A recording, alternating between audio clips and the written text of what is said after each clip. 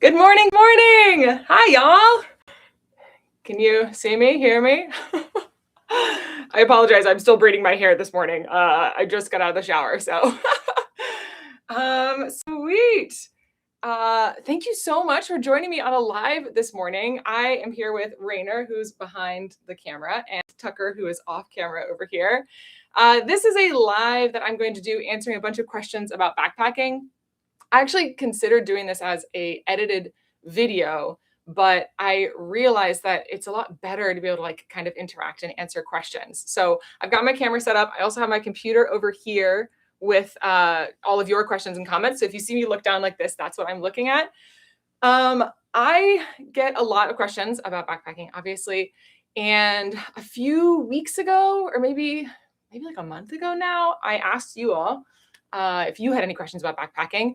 And from that, and then looking through Instagram and like searching through other YouTube videos, even going on Reddit, I pulled the 10 most common questions about backpacking that I get. So I'm going to answer those 10 questions on this live. But because it's a live, which is super fun, I'm also obviously going to ask you all if you have any questions for me as well. So yeah, just we heard you had to poop before you went live. Wow, hilarious. Yeah. I mean, obviously I had my coffee this morning. I was like, all right, get that out of the way and get started. So I pulled 10 really common questions about backpacking. The way that I'm hoping this can work is that I will tell you all what those 10 questions are. And then after I answer one question, I will ask if there's any kind of follow-up questions about it. And then at the very end, when I get to the end of all these questions, I will open the chat up for any other questions about backpacking that you might have. So it will probably be live for about an hour, is my guess, is how this is going to go, but we'll see for sure.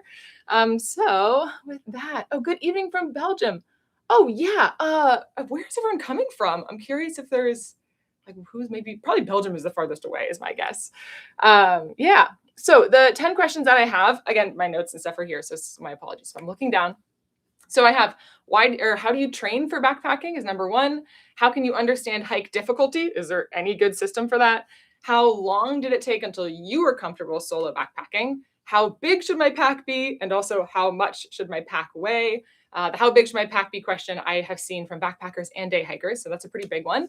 What like blank are you using? I get a lot of questions about gear, so I'm going to do kind of a speed run of my favorite gear. How much food should you carry on a backpacking trip? How do you manage animals and critters on trail? What advice do you have for managing mental health, especially when dealing with a chronic illness on trail?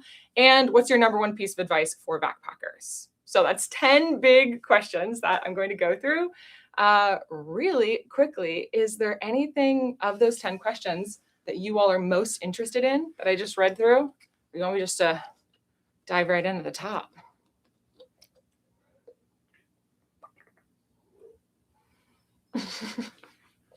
Thank you. I've been working out. Cool. Animals and critters. Okay, that's an awesome one to start with. I love that question. Okay, so we're going to start with how do you manage animals and critters on trail? So a very big question that I get from people is, do you carry like a firearm on trail when you're dealing with bears? And do you, bring bear spray and all of that? So first of all, no, I don't carry a firearm on trail. I don't backpack anywhere where that's really necessary. And also I wouldn't know what to do with it. And it's not considered particularly effective for dealing with bears or any critters really, for animals. But I do carry bear spray if I am backpacking in bear country. By bear country, I mean places where grizzly bears are common, where you would expect to encounter sort of more aggressive bears. I don't carry bear spray if I'm backpacking somewhere that is not bear country, where like the bigger concern is things like goats or cougars or, raccoons, which are maybe the biggest pests in the outdoors, in my very humble opinion. So bear spray is something that I do carry if it's in an area where I need to carry bear spray, but not if it's an area where bears are not the biggest concern. As far as managing animals on trail goes, I think that the most important thing to understand is that there's sort of three categories of what we worry about in terms of animals and critters. And that's obviously grizzly bears or bears, other rodents and other critters, and then insects. And I'm going to cover all three of those to the best of my ability. So with bears, like I said, if I'm in bear country, I'm carrying a bear canister or carrying bear spray. I almost always carry a bear canister. There's a lot of different rules around how you should store and manage your food when you are backpacking in grizzly country. And I would just recommend following whatever guidelines of whatever park or area you are in, because those are going to keep you safest.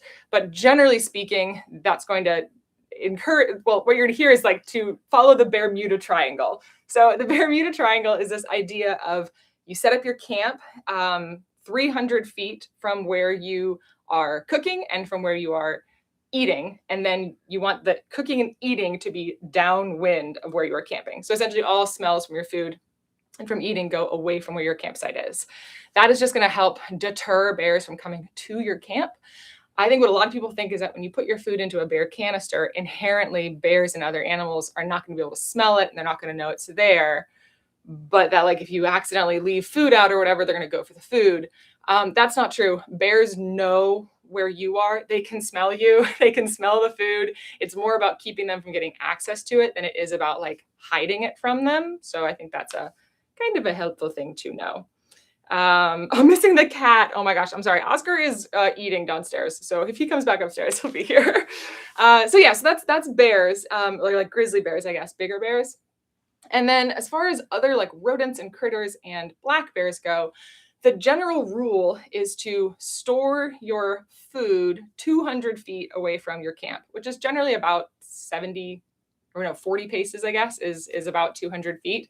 And that's like 1, 2, 3, 4, like that, like walking away from your camp. So yeah, that's for bigger animals. For bears, you want to store your food away from camp about 40 paces. If your only real concern is rodents or critters, like if you are backpacking in, the desert, you still want to store your food away from your camp some distance, because small animals, like small rodents, can absolutely get into your tent. I know too many horror stories of people like waking up in the middle of the night and like a mouse has chewed its way through their tent to get at, a granola bar or something that they left in their hip belt pocket. So like definitely still store your food away from your camp, but it's not as important to store it such a distance. It just needs to be like away from your camp. Now I say that, I'm sure that anyone who's backpacked, more than I have in the desert or in places where rodents are concerned would say still do 200 feet. But I have definitely been in situations where I'm like just chucking my bear bag or my bear canister more likely just like away from my camp and being like, that's probably good enough. So yeah.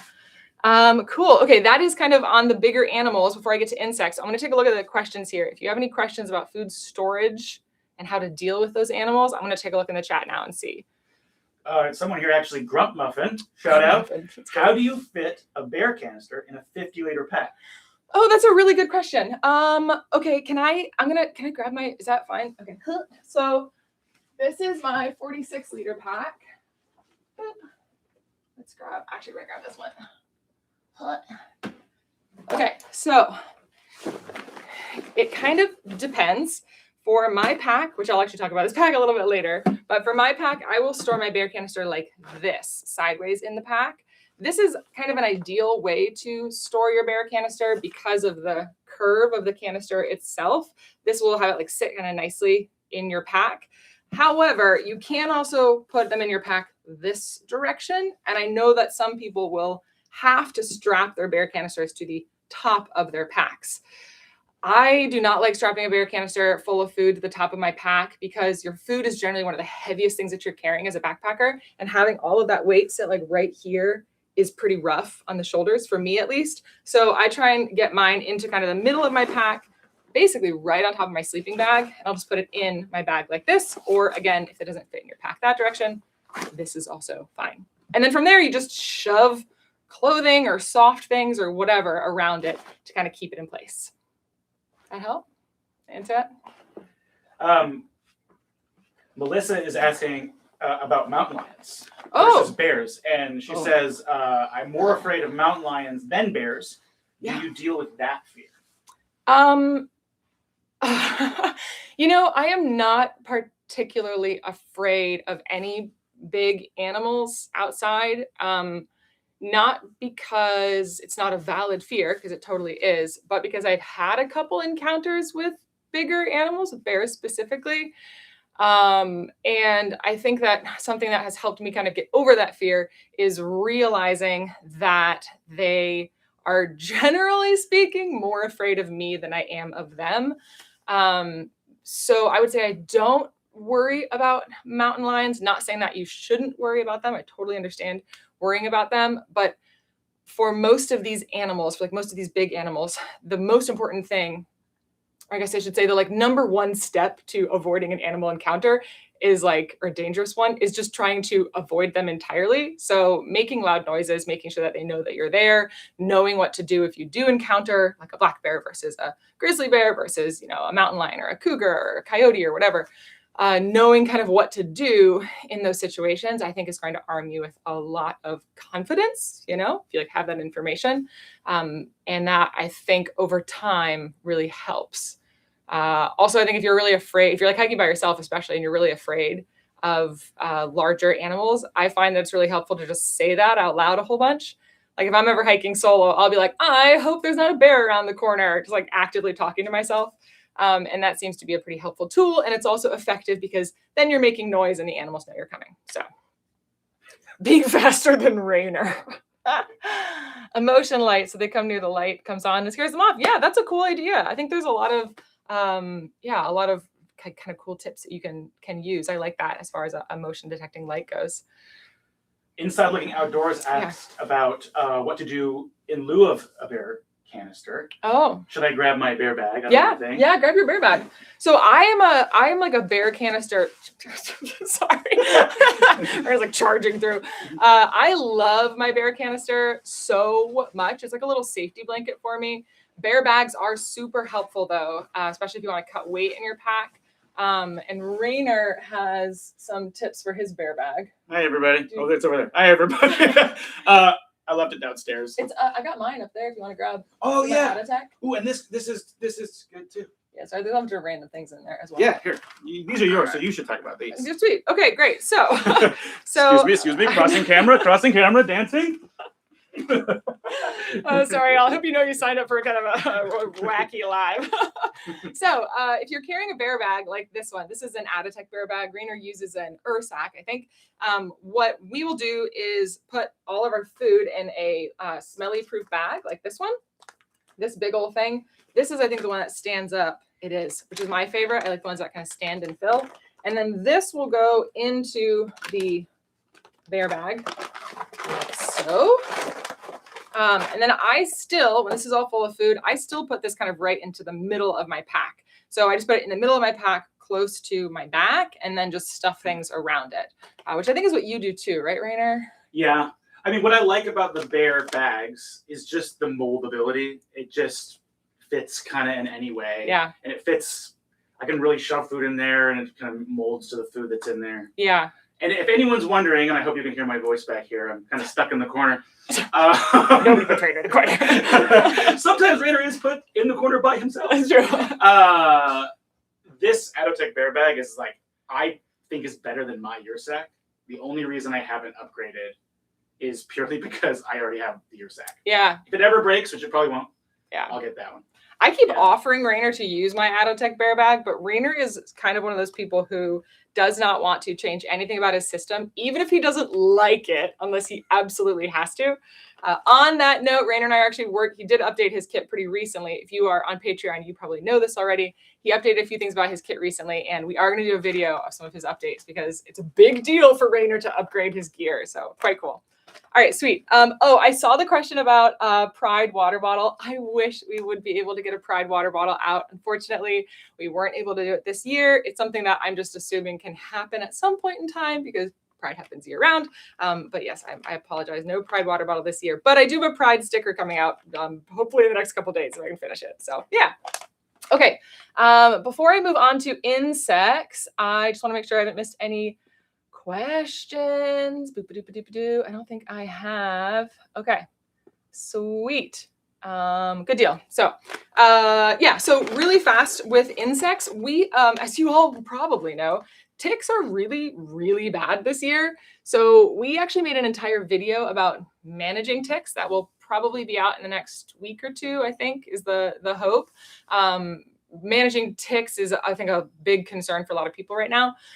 But I would say, as far as all insects go, whether that's like mosquitoes or ticks or no-see-ums or even ants, my biggest recommendation is to cover up and to use permethrin if you can on your clothing. So that's like our super high level. If you want to see a full video detailing how to deal with ticks and how to manage all of that, since that's very top of mind in terms of concerns for a lot of people, we'll have a video on that coming out a bit later. Sweet. Oh my gosh, Sergeant Pickles, thank you. You should hike the Wonderland Trail. Oh, I would love to do the Wonderland Trail. It's Rainer's shaking his head here with enthusiasm because it's one we've wanted to do for a long time. So yeah, we're working on it. Yeah, if we can get the permits, you might just get that this year. Yes, that's true. We can get permits. You might get that this year. All right, sweet. I'm going to move off of let me make sure I'm not missing anything. Yeah, I'm going to move off of the question about food storage. And if it's okay with you all, I'm going to go up to the top, which is how do you train for backpacking? That is a big question that I've gotten very frequently. So yeah, let's discuss that. So this is one that I have heard a lot, the question of how do you train for backpacking? And if you've talked to me about this before, you probably already know what my answer is going to be, which is that the best training for backpacking is backpacking. The second best training for backpacking is hiking. And the third best training for backpacking is just like walking around. Ultimately, backpacking is just walking outside. Like, I don't care how you want to view it. It is just walking. Ultimately, that's all we're doing. Really, we're just walking around, So the reason I say that backpacking is the best training for backpacking is that there is very little that can really simulate that feeling of wearing a heavy pack and hiking uphill or on uneven terrain in the same way that backpacking does. Now, that being said, there are a lot of really great cross-training exercises that you can do to help with backpacking. I'm actually currently I'm not currently in, I just graduated from physical therapy. Very exciting. Thank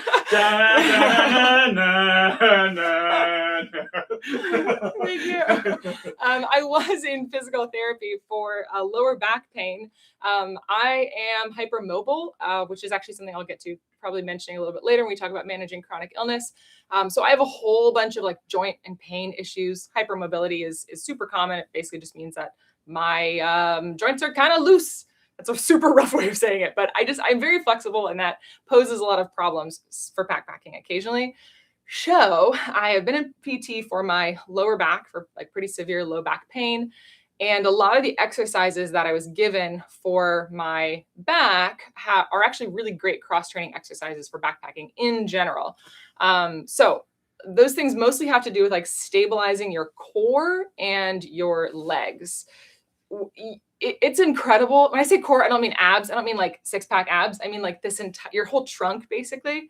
It's amazing how much work this part of your body is actually doing when you're backpacking, because yes, ideally your legs are carrying the majority of the weight of your pack, but your core is doing all of the work to stabilize your body and to allow you to like move comfortably and smoothly. So a lot of the PT that I was doing was just around kind of like strengthening my core and my trunk. These are things, the exercises I was given are things like Romanian deadlifts, like one-legged Romanian deadlifts, if you're familiar with those. Squats are another one, lunges, some exercises on the stairs of like heel drops on the stairs. You can look online and find, actually, honestly, REI has a pretty great article on like cross-training for hiking. And full disclosure, that those exercises were written by a physical therapist that I recommended to REI when I was in PT for a different issue years and years ago. She's amazing, and they're really great. So you can look online for some of these exercises, but anything that's going to be strengthening your legs and strengthening your core is going to be really, really useful for backpacking. Let me take a look at the comments really fast to see, because I think I've seen a couple come in.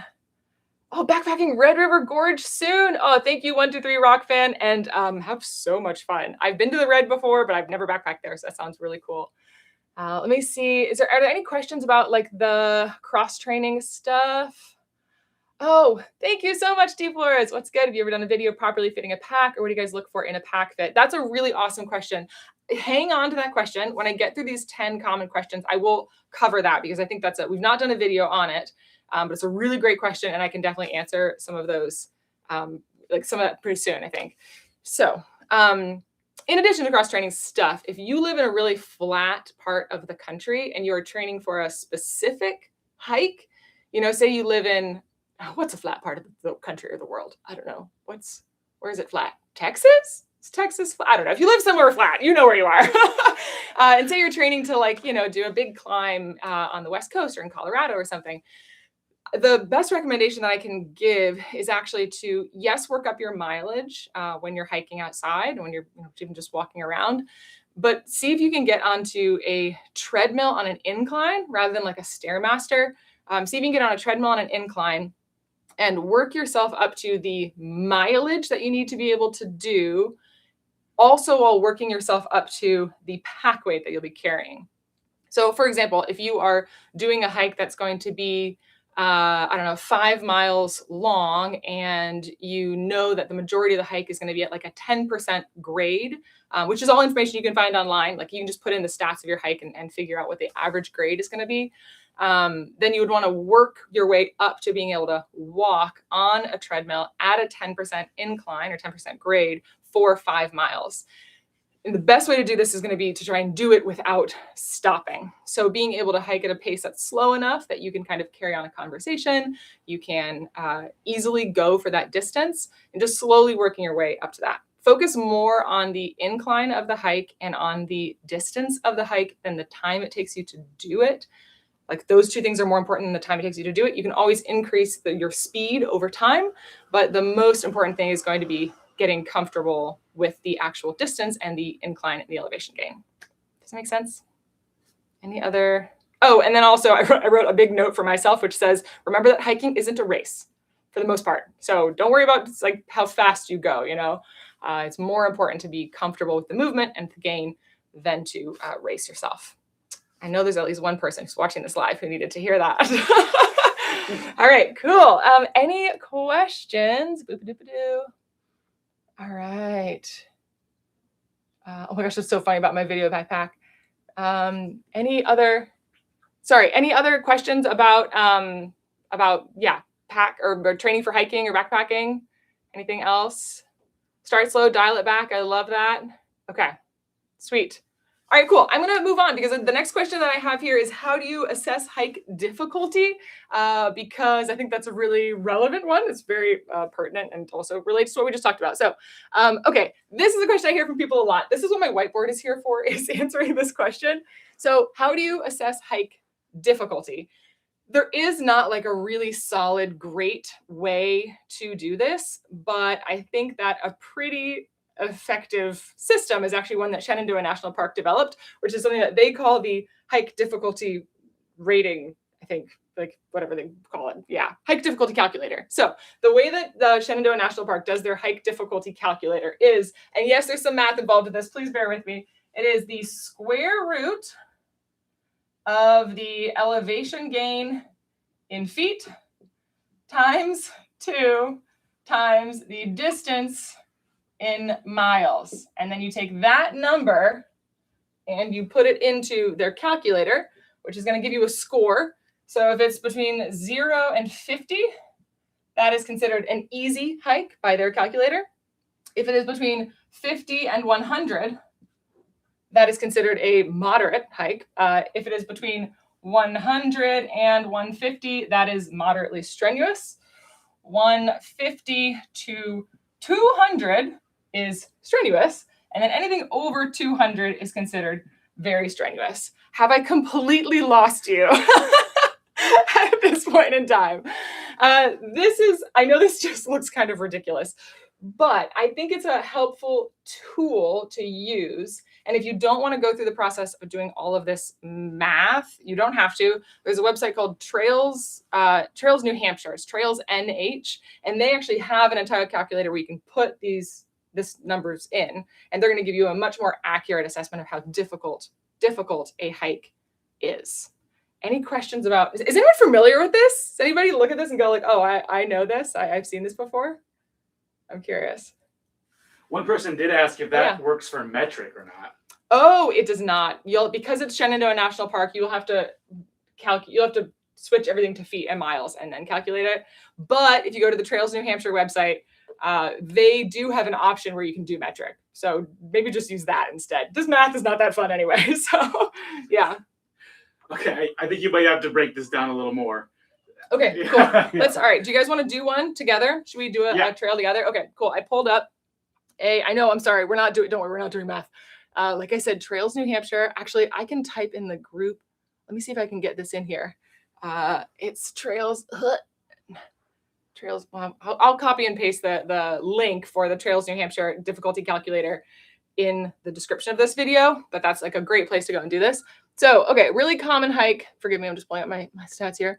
Really a popular hike, I should say, in Washington is Mount Si. So Mount Si has an elevation gain of 3,150 feet. So we're gonna go. Here, hold on. Stick with me, it's worth it, I swear. So we're gonna do 3,100 feet. Boop. 3,150 feet, sorry, times 2, times the distance of Mount Si is 8 miles round trip, 100 times 8. And then this number is going to be, and then we're doing the square root of all of this. So math time, let's see, we have 3,150 times 2. Sorry, our window is open if you hear noise in the background. That's why I'm going to breeze in here. All right, so this is 50,400, and now we're going to do the square root of 50,400. Dun, dun, dun. Hold on. Someone square root 50,400 equals. All right, so this is the score that you get with this is 224. So 224. So according to Shenandoah National Park's hike difficulty calculator, this hike, because it's over 200, like that's the score that it gets, is a very strenuous hike. And that is, I'd say, accurate for Mount Si. Mount Si is one that people would consider to be very hard. Okay, so like on 5, what are each of those numbers? Real slow. What just happened? This is poor Rainer. This is elevation gain in feet. This is just times 2. And this is distance in miles. Listen, y'all, don't bother doing the math. Go to the Trails New Hampshire website. They have a hike difficulty calculator. I'm telling you right now, just if you want to know the rough score, go do that, okay? That is just the much easier way. I'm just giving you this information because I think it's kind of cool to know. But definitely just use Trails New Hampshire has done a really good job of doing that. It's trailsnh.com. Go to their tools. It's the hiking difficulty calculator. A much more effective way to do this. Cool? All right, great. I want to make sure that is the math class. Sorry. Cool. Okay. Now I say all of that just to give you again like an idea of what Shenandoah National Park has done by creating this hiking difficulty calculator that's been adopted by a lot of people. But this is definitely not. This is the best version of something that is like universal that I've ever found. But I would not say that it is the end all be all in terms of determining difficulty of a hike. Definitely the most effective way to know how difficult a hike is to personally track how certain hikes feel for you. So if you are like someone who uses a watch or uses a phone or whatever to like track steps or track distance, if you're using that on your hike, I would recommend like keeping a log of how you felt after a hike, write down the elevation, write down the distance, write down how long it took you, just roughly is fine, and then how you felt. Because over time, you'll get a sense of what feels really difficult to you. And if you've been hiking for a really long time, then I would recommend like going back to a trail where you thought to yourself, this feels like perfectly moderate to me. And then look at the elevation gain, look at the distance, and try and remember like how far or how long it took you to do it and how you felt physically. That's going to be your best tool. So it took me a really long time to be able to figure out what like felt hard for me.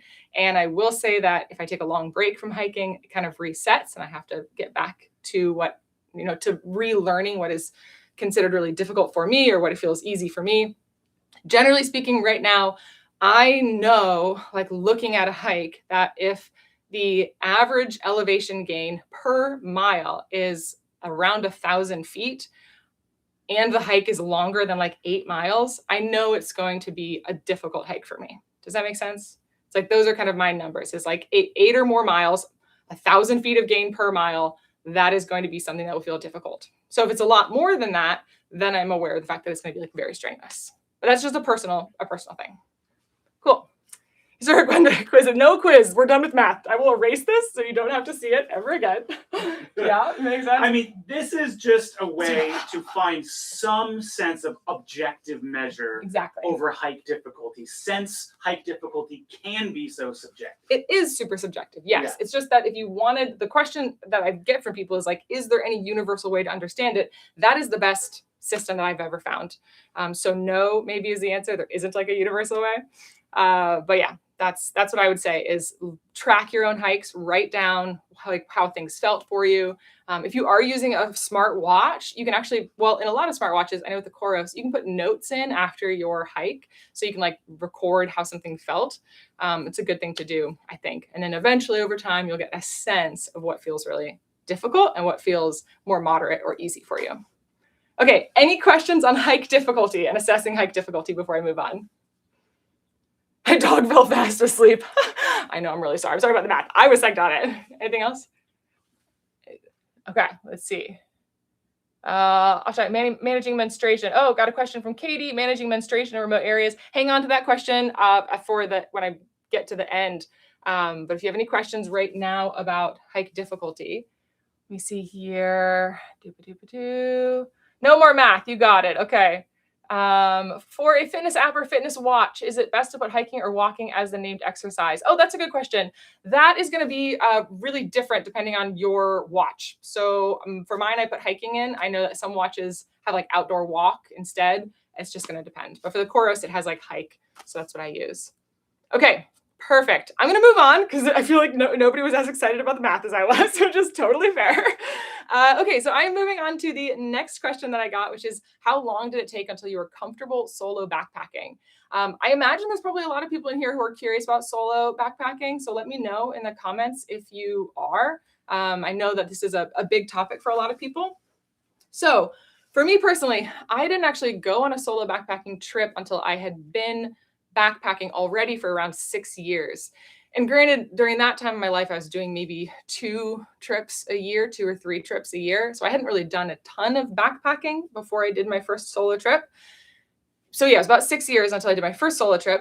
Even then, I would say that I was not comfortable with it necessarily. I just did it. And it is still something that is at times a bit uncomfortable for me. I love solo backpacking. There's a ton of benefits to it. But there are plenty of times where I find myself not feeling quite as at ease as I do when I'm backpacking with, say, like Rainer, who I backpack with literally all of the time. So it's what I would say is that if you are interested in solo backpacking and you're waiting for like that exact moment when you feel comfortable enough to do it, I would say you might be waiting for a really long time, and instead to just feel basically, I guess, comfortable enough in the sense of like just enough that you feel like you can go out and give it a shot. Telling yourself if you have all the gear, if you have all the knowledge of how to do this safely, if you have a backup plan, all of that, just go out and give it a try because it's not going to get more comfortable until you have done it alone. That's kind of like the first step with solo. Any other questions about solo backpacking and getting comfortable with that? I imagine there's quite a few. I want to take a look here. All right. Yeah, just got to do it. Someone else says, any tips for falling asleep? All of the sounds at night creep me out. Oh, that is a really great question. Okay. So I think that there's sort of 2 schools of thought on this. One is earplugs. Some people will say just put in earplugs and, sleep like that. I think if you're solo backpacking, I would not recommend earplugs because you are not going to hear, if you do need to hear something in the woods, you're not going to hear that. But if you're like sharing a tent with somebody else and they're comfortable sleeping at night and you're not, earplugs can be a really good option. But then my kind of feeling about it is that I don't like to wear earplugs when I'm backpacking because I want to hear all of the potentially scary noises outside. And my best, I think, piece of advice would be to like ask yourself really what you think it is. The first time I ever went backpacking, I was absolutely terrified of this really, really loud, like scratching noise I heard outside in the middle of the night. Like it really scared me, and actually got up to go to the bathroom and like shone my headlamp my headlight into like the woods. And it was like the tiniest little chipmunk that was like pawing at a piece of wood, and it just made the loudest possible noise. It was so like, for me, that kind of shattered the glass a little. I was like, all right, this is obviously I'm making these noises up a little bit. So that'd be my recommendation, is try and like ask yourself what you actually think the noise is, not in the sense of what's the worst possible scenario, but like what could it be that's something really small. Oftentimes when it's late at night and you're in a really quiet space, which we often are when we're backpacking, those small sounds are going to echo through the forest or through the canyon, wherever you are. They're going to sound really, really loud. Try and remind yourself of that for sure. Cool. I'm looking for any other questions.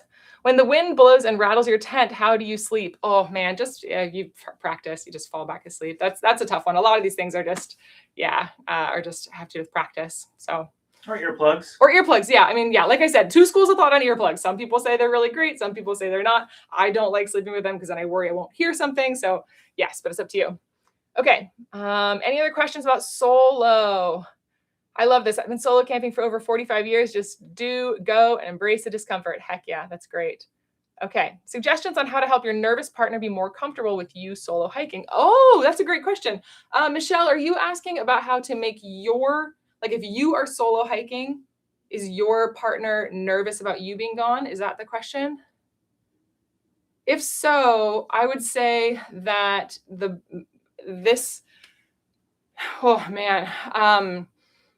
would say give them as much kind of information as possible, give them the rundown of like where you're going to be, what your plan is, what your backup plan is, and being able to give them all of the information, including the potential bad stuff, right? In the sense of not just saying like, oh, we'll be back at some point, don't worry about it. Or I'm going hiking wherever, like, don't worry, I'll be fine. Give them all of the information. So if it's something like, I'm leaving at this time in the morning, this is when I expect to get to the trailhead. This is when I will be leaving the trailhead. This is when I expect to arrive at camp. This is when I anticipate that I will be back. If I'm not back by then, give me X number of hours. And if you don't hear from me by then, at that point in time, that's when you can call someone. All of that information, essentially, so that they know everything, including the worst case scenario. I think for a lot of folks that I've talked to, the biggest fear that they have when they have like a loved one going out solo backpacking is that they have just been told to like not worry, essentially.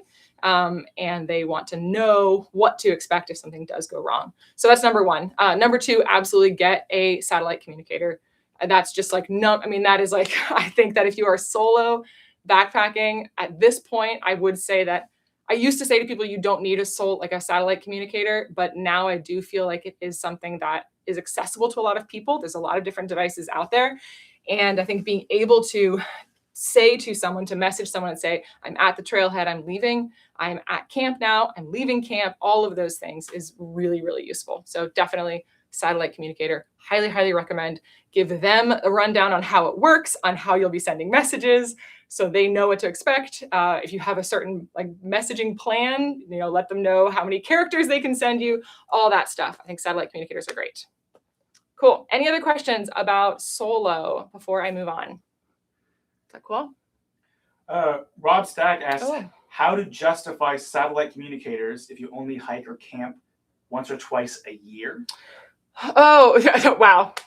Melanie, I think basically just said it. Melanie says it could save your life. I do think that would be the way I would justify it, is that it is a small price to pay for saving your life. With a lot of satellite communicators, yes, it is an initial upfront cost, and then there's an additional plan cost. But if you're only going out once or twice a year, you don't need to do an annual plan. You can turn something on for a month, or you can turn on like just SOS communications. So that would be my recommendation. I know that a lot of people's cell phones now also have a satellite messaging option. My humble opinion is that I do think if you can get a satellite communicator that has an SOS button on it, that is better, because that is going to directly basically send the SOS notification to the closest possible responders. That's kind of what you want. So cool. All right. Any other questions? I just want to give a shout out to Lady Skylar, who says that Garmin allows you to suspend your plan when you're not using it. You kind of mentioned that, but like you don't want to be always spending the monthly, fees on satellite use and so on. that's possible. Yes, that's a great tip from Lady Skylar. You can suspend your plan. So if you're not using it for a while, suspend it. Or if you're only going to use it for a month, just do the monthly plan. Definitely worth it. Okay, great. Boop-a-doop-a-doop. Awesome. I'm just looking to see if there's anything else. Okay. Oh, excuse me, sorry. All right, I'm going to move on to pack questions because this is a big one that I saw that I got, but then also I was like looking on Reddit at the new backpacking questions, and this one came up constantly. So the first one is, how big should my pack be? So this has to do with day packs as well as backpacking bags. I have a bit of a non-answer for this, so please forgive me, but the ideal pack size for both backpacking as well as for day hiking is going to be the smallest possible pack size to comfortably fit all of the gear that you might need for any occasion in which you are backpacking. By which I mean, or day hiking, I guess. If you are doing like short day hikes where you are mostly going in fair weather and you are mostly just carrying like lunch and some snacks with you and some water, and a couple extra layers, you don't need like a 45-liter day pack or a 30-liter day pack, which they make. You want something that's going to be smaller. And this isn't just about like being streamlined and sleek or whatever. It is actually about how it's going to carry on your body and how it's going to feel. So smallest possible day pack for the amount of gear that you need to carry. And the same thing goes for backpacking gear. So if you have like larger backpacking gear, if you have a bigger tent or a poofier sleeping bag, or if you're carrying gear for yourself and your dog or yourself and a child, then you're going to need a larger pack. But you still want to go with the smallest possible backpacking bag for carrying all of the gear that you need. So for me, when I first started backpacking, well, the very first pack that I ever got was an REI Flash 45. It didn't fit me. It was a very, very bad choice. So I'm not going to talk about that one. But after that, the pack that I had, the one that I consider to be my first like true pack, was a 60-liter bag. So in comparison, this is my pack right now. This is a 46-liter pack. My 60 was much larger. But the reason I opted for a 60-liter pack is that I had a pretty budget sleeping bag, and I had a very inexpensive, quite large tent that I use for car camping as well as backpacking. So I needed 60 liters of capacity to be able to carry that gear. Over time, my pack has come down in size, and now I'm at a 46-liter pack. And this I can use pretty much year round. For me, this has worked really well, but I would not have probably started with this. I would not have been able to start with this pack by any means because the gear that I had was not light enough and was also not small enough. So the best pack size is going to be one that is the smallest possible size for the gear that you need to carry. Does that make sense? Any questions on that? Can you go over what generally fits in different pack sizes? Oh, that's a good question. Do you mean for backpacking bags or for day hiking packs? I'm guessing backpacking, probably, right? That is my guess. Cool. So yeah, I think that that's a tough question to answer because it's really going to depend on your gear, and it's also going to depend on the time of year that you are backpacking, or like the average, weather, I guess, that you're encountering.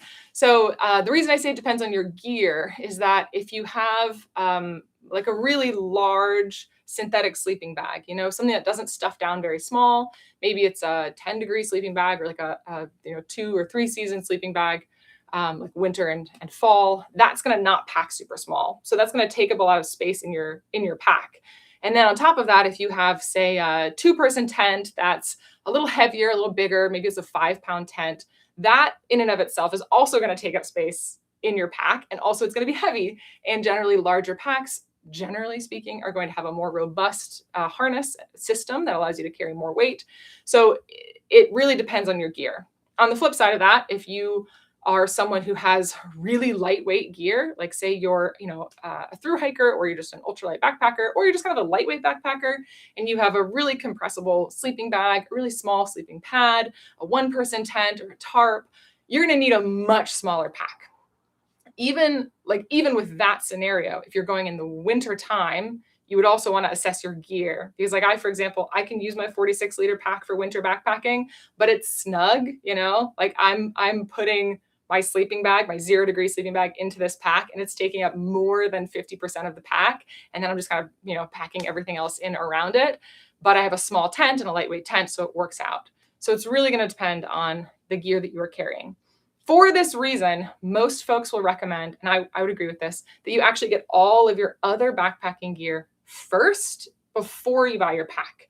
Because if you get a bunch of, well, I mean, if you buy like a really expensive lightweight pack and you spend all of your money on that, and then you have to kind of save on buying, slightly heavier, slightly less compressible other gear, it's not going to fit in your lightweight pack and it's not going to be comfortable. So go with the other stuff first. The pack should sort of be the last thing that you get. And I would also recommend it being the last thing that you upgrade. Someone asked, does down or synthetic compress more? Oh, great question. So does down or synthetic compress more? Down compresses way more than synthetic, like way more. Synthetic just can't be as compressible. That being said, synthetic insulation has gotten far more compressible in the past 10 years than it used to be. But yes, down compresses much more. Can I talk about something actually? Yeah. Oh, yeah. Rainer. Okay. Yeah. Rainer. Can I get my coffee while you do that? Oh, yeah. Nice. I'm stepping in. So hey, everybody. Someone in the chat asked about the REI Flash Air. And I figured I'd do this now because I think it's on topic for what we're talking about now. So I just... Ta-da! I just bought this because I lent my other REI Flash 55, which is over there, to Miranda's dad for a backpacking trip. And a chipmunk ate through, I think it's like one of these straps down here. Yeah, it was left out. It's going to be fixed and repaired, and it will be used again, but we backpack kind of every week. Yeah. So I couldn't wait for that repair. So I went to REI and figured, why not try this? And someone asked how it is. I've used it one time. Honestly, I think it's great. I was so impressed with it. I think everything I loved about the REI Flash 55, I love about this, plus it's lighter. But since we were on the topic of what fits in the backpack, I did want to bring this out because this inspired me to get a bit lighter on a few other things. I won't give all of that away, but because this only carries 25 pounds comfortably, according to REI. Yeah, according to REI. And the REI Flash 55 carries 35 pounds comfortably, I started kind of this natural thought process of being like, well, hold on a minute. Should I do that? Should I get that little bit lighter thing? I don't want to be uncomfortable. And it was like getting this pack kind of started okay, I'll try to lose a few ounces there, a few 100 grams there, as the case may be.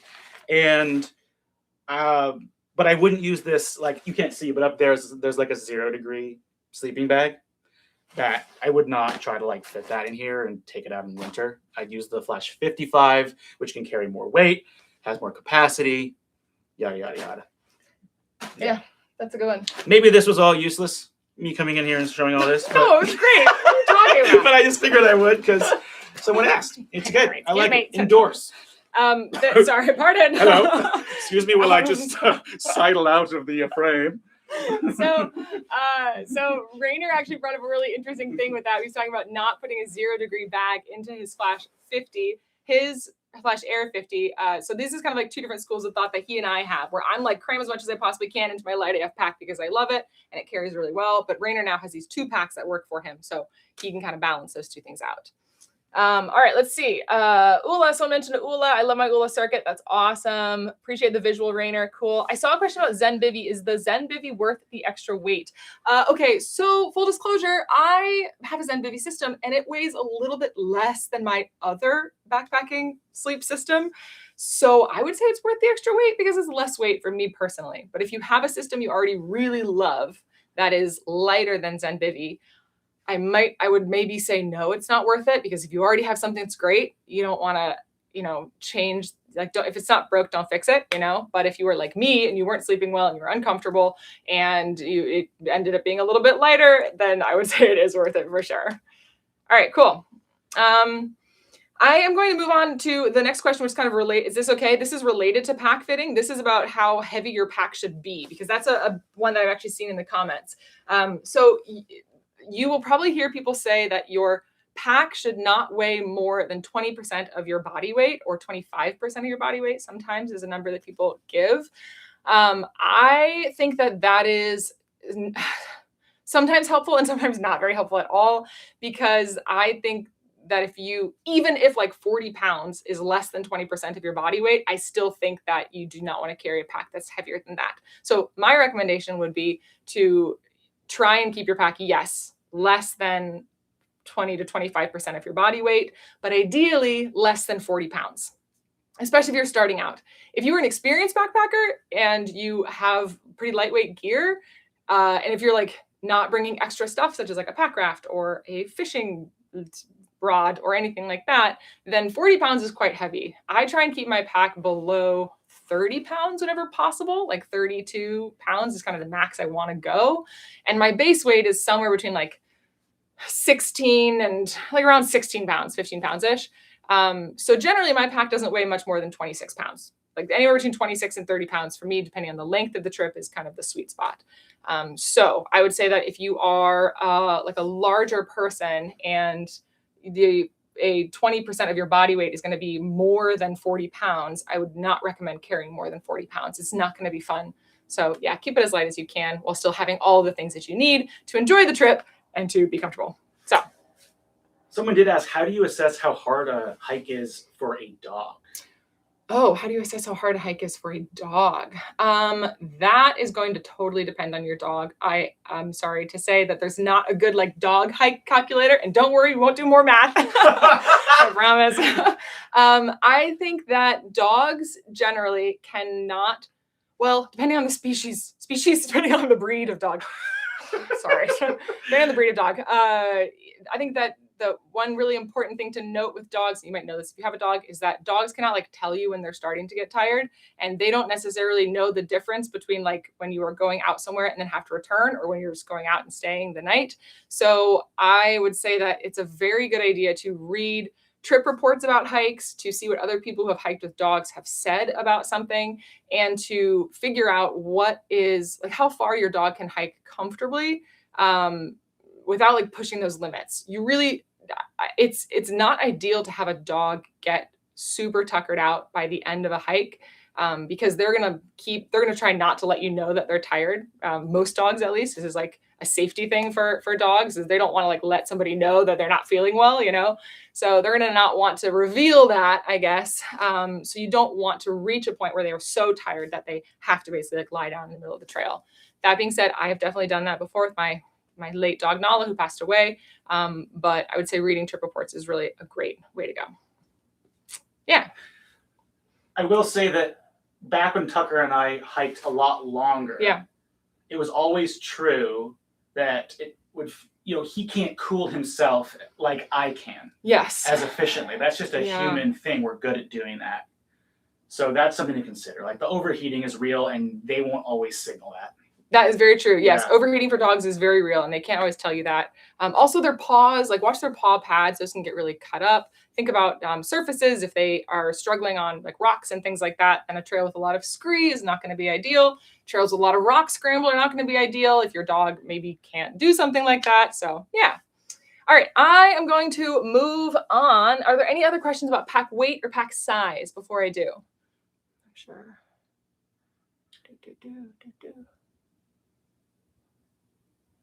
I don't think so. Sweet. Okay, awesome. Great. Really quickly, the next question that I have is around specific gear that I am using, like questions that people get about my gear. But before I jump into that, I do want to thank the sponsor of our live stream today, or this video, which is LMNT. As you can see, I have written up here. If you have been watching my channel for a long time, you know about my total love of LMNT. I actually have a can of sparkling LMNT sitting here for me to stay hydrated. So LMNT is an electrolyte drink mix, but they also have these sparkling cans. If you're someone who is like looking for electrolytes when you are working out at home, I would not recommend carrying these backpacking, but they're great for like home workouts. It's an electrolyte drink mix. It has 1,000 milligrams of sodium in it. I swear by LMNT for backpacking because I do struggle with needing a lot of sodium.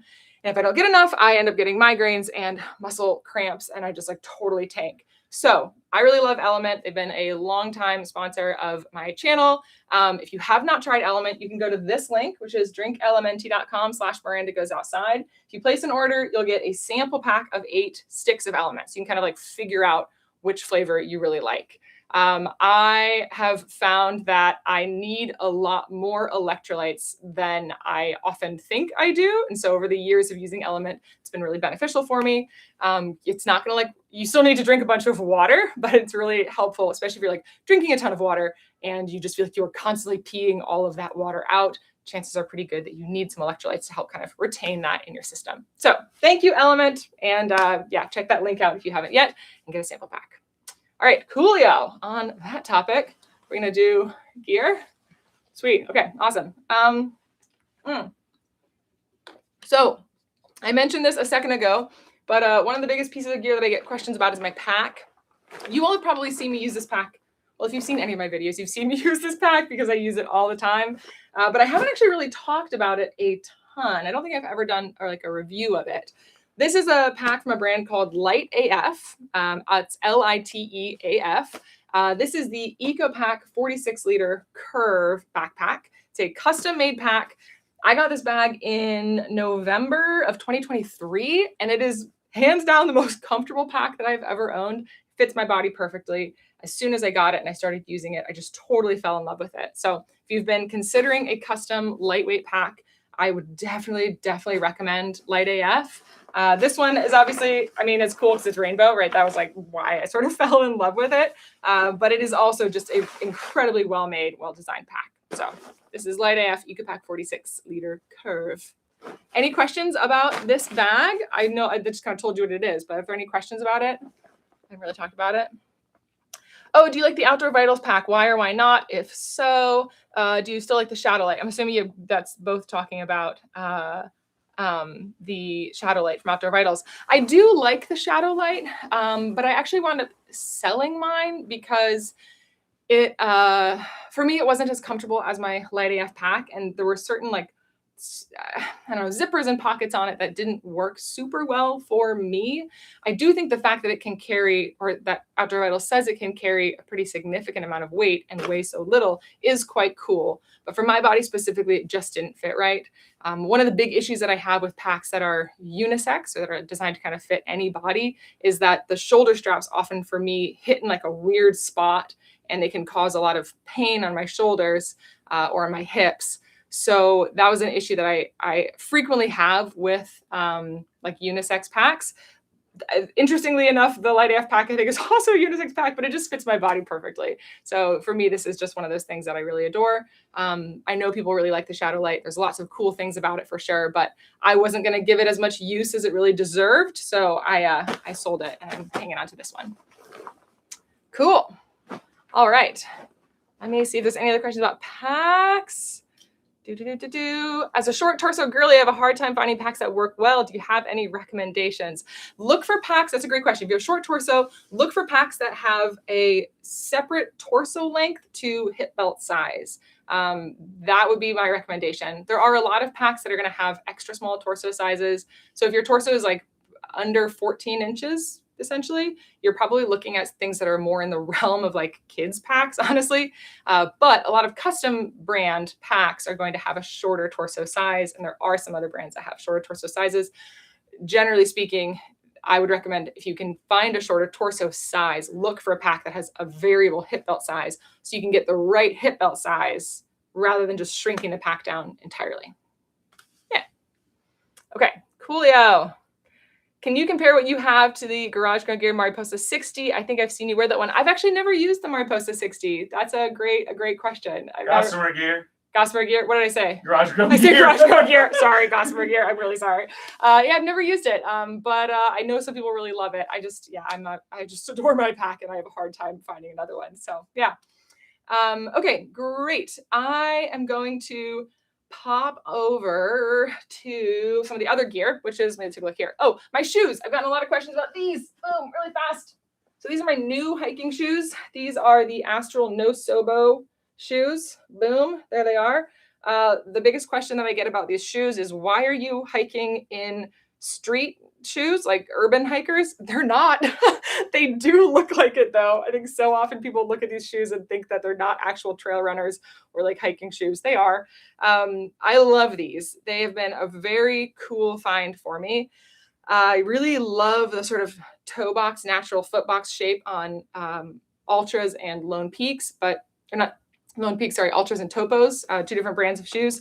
But I found that the uppers just got shredded way too fast for my liking. So I wanted to try something different. I found these Astrals, and I have adored them. I wore them basically every single day in New Zealand. I have worn them on every single hike that I've gone on since I got them.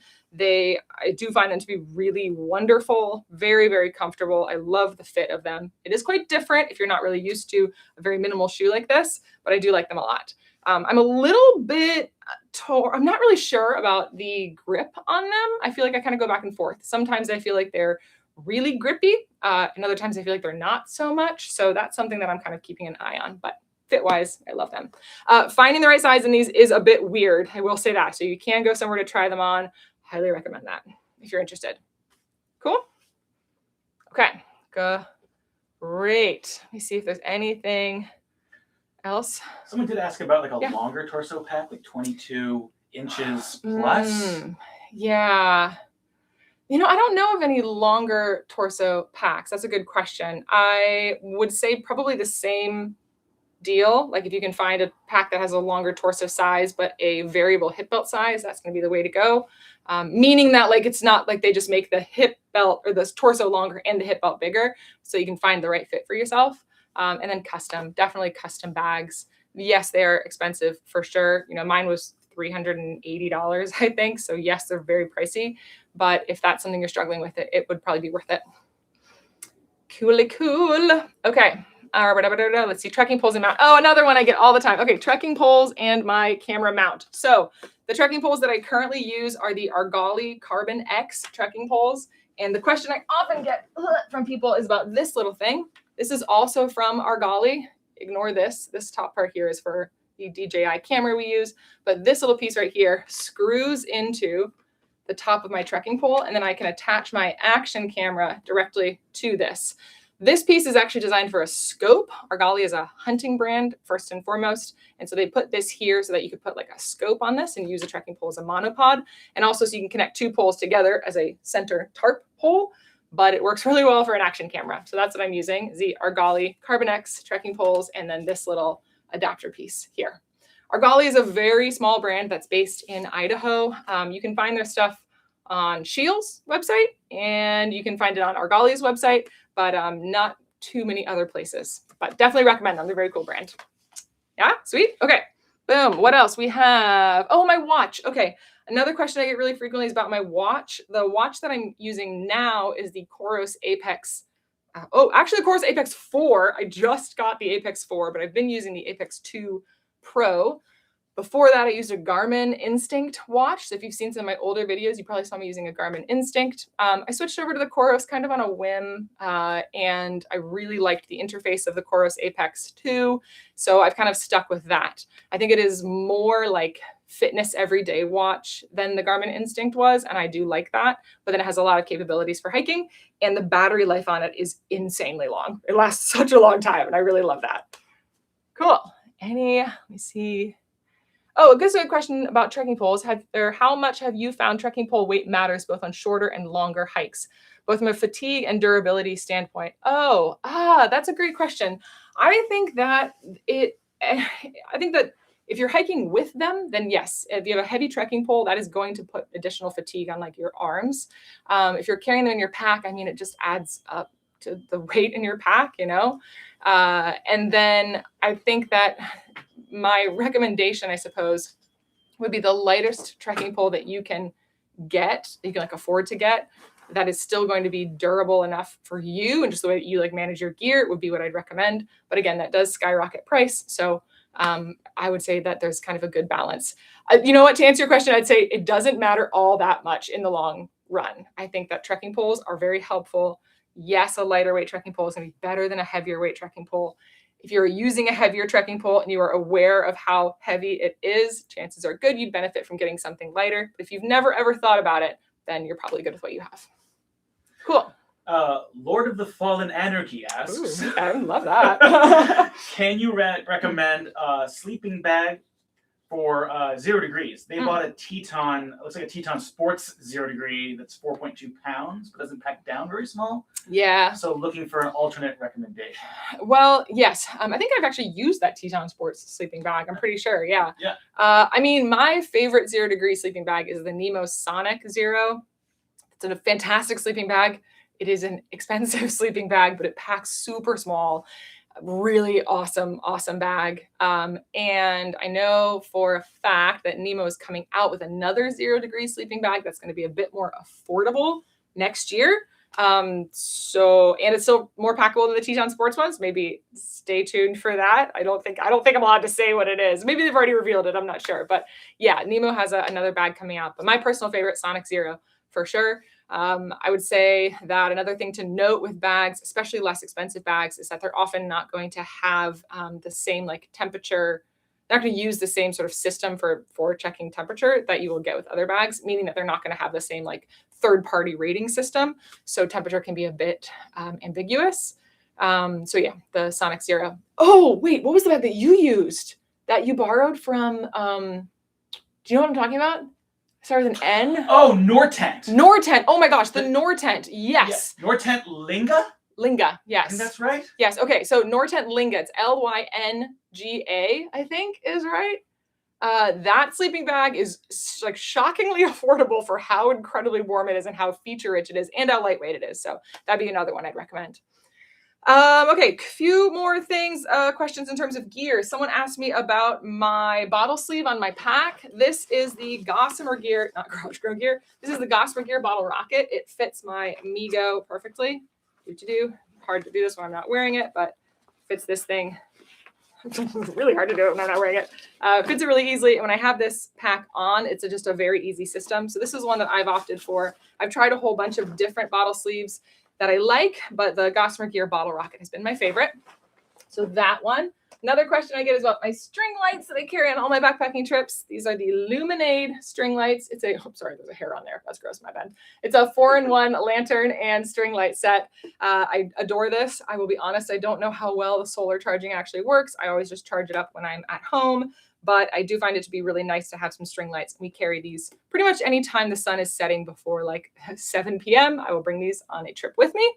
Hat. So many people asked about this hat, so I have to show it to you. So this hat got so many questions on all of our New Zealand videos. This is from a brand called Storied Hats. You can see it's got a little mountain pattern on it. So Storied Hats, it's STORIED. Storied Hats. This is one of their fitness hats, and it is machine washable, which is one of my favorite things about it because my hats get real nasty. So Storied Hats hat. And then sports bra. I get a lot of questions about my sports bra. I have a sports bra from a brand called Bronwyn that I truly adore. I'm actually talking about that a little bit more in a future video. We talked about Bronwyn, but highly recommend them. One of my friends recommended Bronwyn to me, and I put off getting one for the longest time, and I'm really glad that I finally did. I have I think they call it the Busty Essential Bralette from Bronwyn. Just a really, really great wool bra. Yes, it's a bit more expensive. I think mine was $62, but I think it's totally worth it and truly the best bra that I have found for backpacking. Also, their underwear is really great as well. So yeah, Bronwyn. Sweet. Any questions about gear before I move on? Because the next questions I'm diving into are about food and advice for mental health and chronic illness, and then just general advice. Well, there was a question about a good beginner set of trekking poles. Oh, a good beginner set of trekking poles. That's a great question. So actually, Costco sells trekking poles that are surprisingly good. I would recommend those. Those are really awesome. Walmart also has a pair of trekking poles. I think it's part of their Ozark Trail stuff that are pretty good. But if you're like, I don't live near Costco, I don't want to buy from Walmart, the REI Traverse, I think it's the Traverse. It might now be Trail Made. I can't keep up with how they change names. The REI, their least expensive trekking poles are also really great. But truly, the Costco ones, I was mad impressed with them. So highly recommend.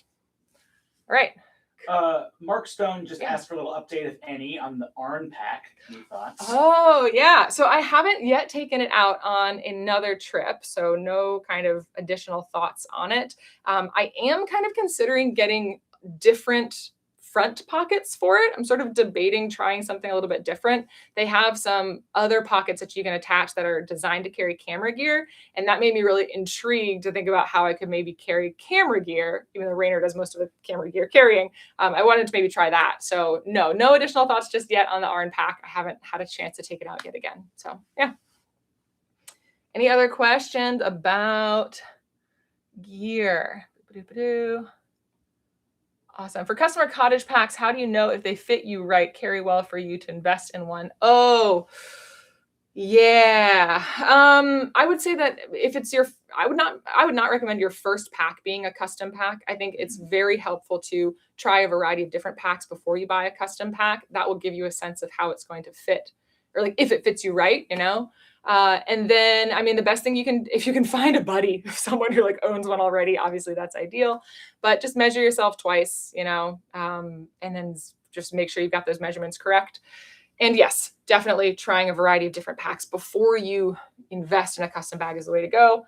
I probably used, owned my own, just one pack of my own or two packs of my own, but then used maybe, I don't know, 6 or 7 different packs, borrowing them from other people, stuff like that before I got my custom pack.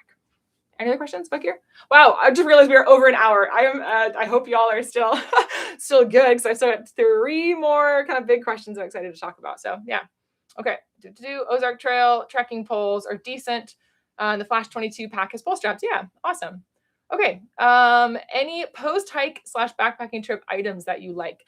I love putting on like a comfy pair of shoes when I get back to the car. Not my camp shoes. I used to just put my camp shoes on, which is obviously great, but now I am just so, I love the feeling of taking my shoes off and putting on Crocs. That's really what it is. So I leave like Crocs in the car, anything comfy like that. UFOs make some nice recovery sandals, same kind of thing. That's something I really love. I always put a bag of snacks, like snacks that cannot melt and will not smell bad in my car. So when we get back to the car, I have like a bag of snacks and an extra like jug of water or two. Those are kind of my post-hike favorite items. So yeah. Great. Okay. Sweet dealio. Did you grab your camera gear? Yeah, someone asked about how I carry my camera gear. So I figured I'd come in here and do you need to move out of your way again? Excuse me. I'm just like really creepily just go, okay, we're gonna go there. Perfect. So someone asked about how I carry camera gear on multi-day trips. It's as simple as this fanny pack. Sorry, people from England, that I called it a fanny pack. A bum bag. Just doesn't go in your bum. Maybe I should just go over. I'm just going to go over here. Yeah, excuse me, my show now. Yeah. So I do this. This literally just sits like right here. And I have my pack, like the hip belt is underneath. It kind of holds it right here. And this is like camera batteries, stuff to clean the lens. You know, I got like some tools and mounts. Like here is how I'll like... I use this as a screwdriver. It's like a 50-cent coin. That's kind of the basics. And then this sits here, and it's waterproof, and my camera goes in there, and that attaches to my sternum strap. What is that again? This is the Hyperlight.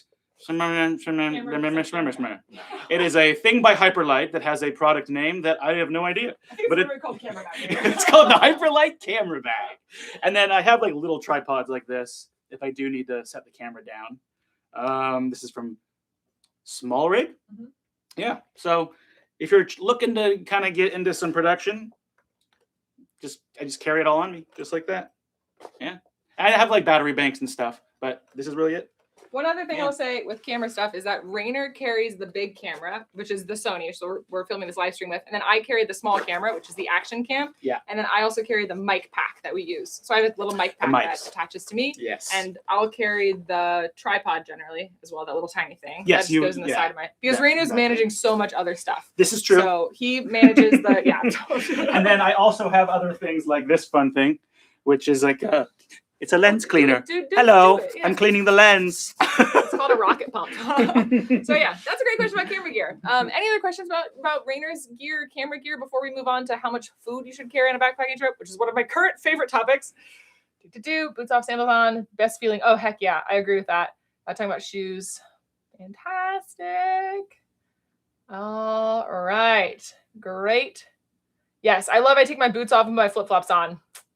Fantastic. Kristen says, can we see Tucker before you go? We'll try and get him in here. He might wake up. He's snoozing right now. At the end, I'll look into calling him on camera, but he is just out right now. He's like kicking his feet and dreaming. Okay, food. So how much food should you carry in a backpacking trip? These are my last 3 questions. Just a quick recap for anyone who, while Rainer came in and did stuff.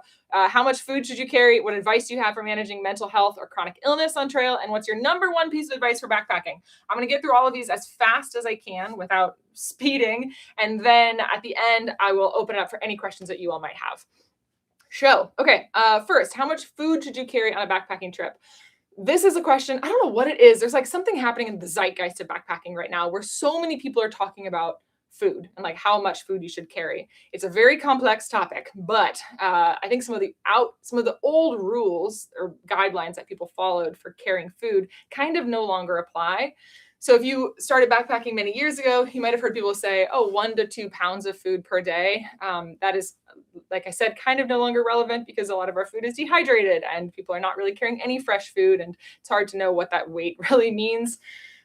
You may have also heard people say carry 500 to 1,000 extra calories per day. I also think that that is not necessarily the best advice. So what I would say, now that I told you what I don't think is good advice, my recommendation would be to try and learn about yourself, like what your basically how many calories you burn per day just like existing in the world, which is something that you can calculate online pretty easily. You might also just be aware of it in terms of like, oh, I know that if I eat this much, I feel good, like what is your kind of baseline? Like I need to consume this much to simply replenish the calories that I burn by existing, which is called your BMR, I believe. Is that right? Basal metabolic rate. Yes, I believe that's correct. Your BMR is your basal metabolic rate. Yeah, it's like how many calories right. you. Sure, great. Rainer's ignoring me. I was trying to do a comment. Yeah, that's just like the calories you burn existing in the world. So the reason it's helpful to know that is that is your baseline for how many calories you need to add on. So how much additional food you need to bring. There is definitely a balance in terms of bringing too much food or not bringing enough food, but you should absolutely sway in the direction of bringing too much food. One of the worst things that you can do for yourself backpacking is not bringing enough food. Ideally, when we're backpacking, you want to be replenishing every single calorie that you burn. So if you are hiking and you burn, say, 3,500 calories on a hike, if you're only consuming 2,000 because that's like what you think you're supposed to eat on average in a day, you're missing out on a lot of necessary energy. And it's not just about keeping you comfortable throughout the day and avoiding bonking. It's also about sustaining your body long term. If you were also starting a hike already not having been fueled, like if you didn't fuel the night before, for example, it's kind of already, I don't want to say too late, but it's kind of already too late. So really think about the food that you are eating for backpacking being about the entire process of fueling, from the day before you go to the day of your hike or the days of your hike, and then even afterwards. In terms of how much food you should carry, like I said, you ideally are carrying enough food to cover your BMR, your basal metabolic rate, how many calories you burn just existing, as well as all the calories you burn hiking. For me, I know that because I tend to underpack food, I try and bring for myself at least 3,000 to 3,500 calories per day on a hike. And that I know will, for me, cover how much food I need for the day of hiking, as well as extra food should a next day be harder than the one before, or, should I need snacks when I get back to the trailhead or whatever. It just like covers me. That's kind of my go-to. If you have a tendency to overpack food, or if you have a tendency to basically just like bring too much and not know what you could have left behind, there are some helpful hiking calorie calculators you can use online.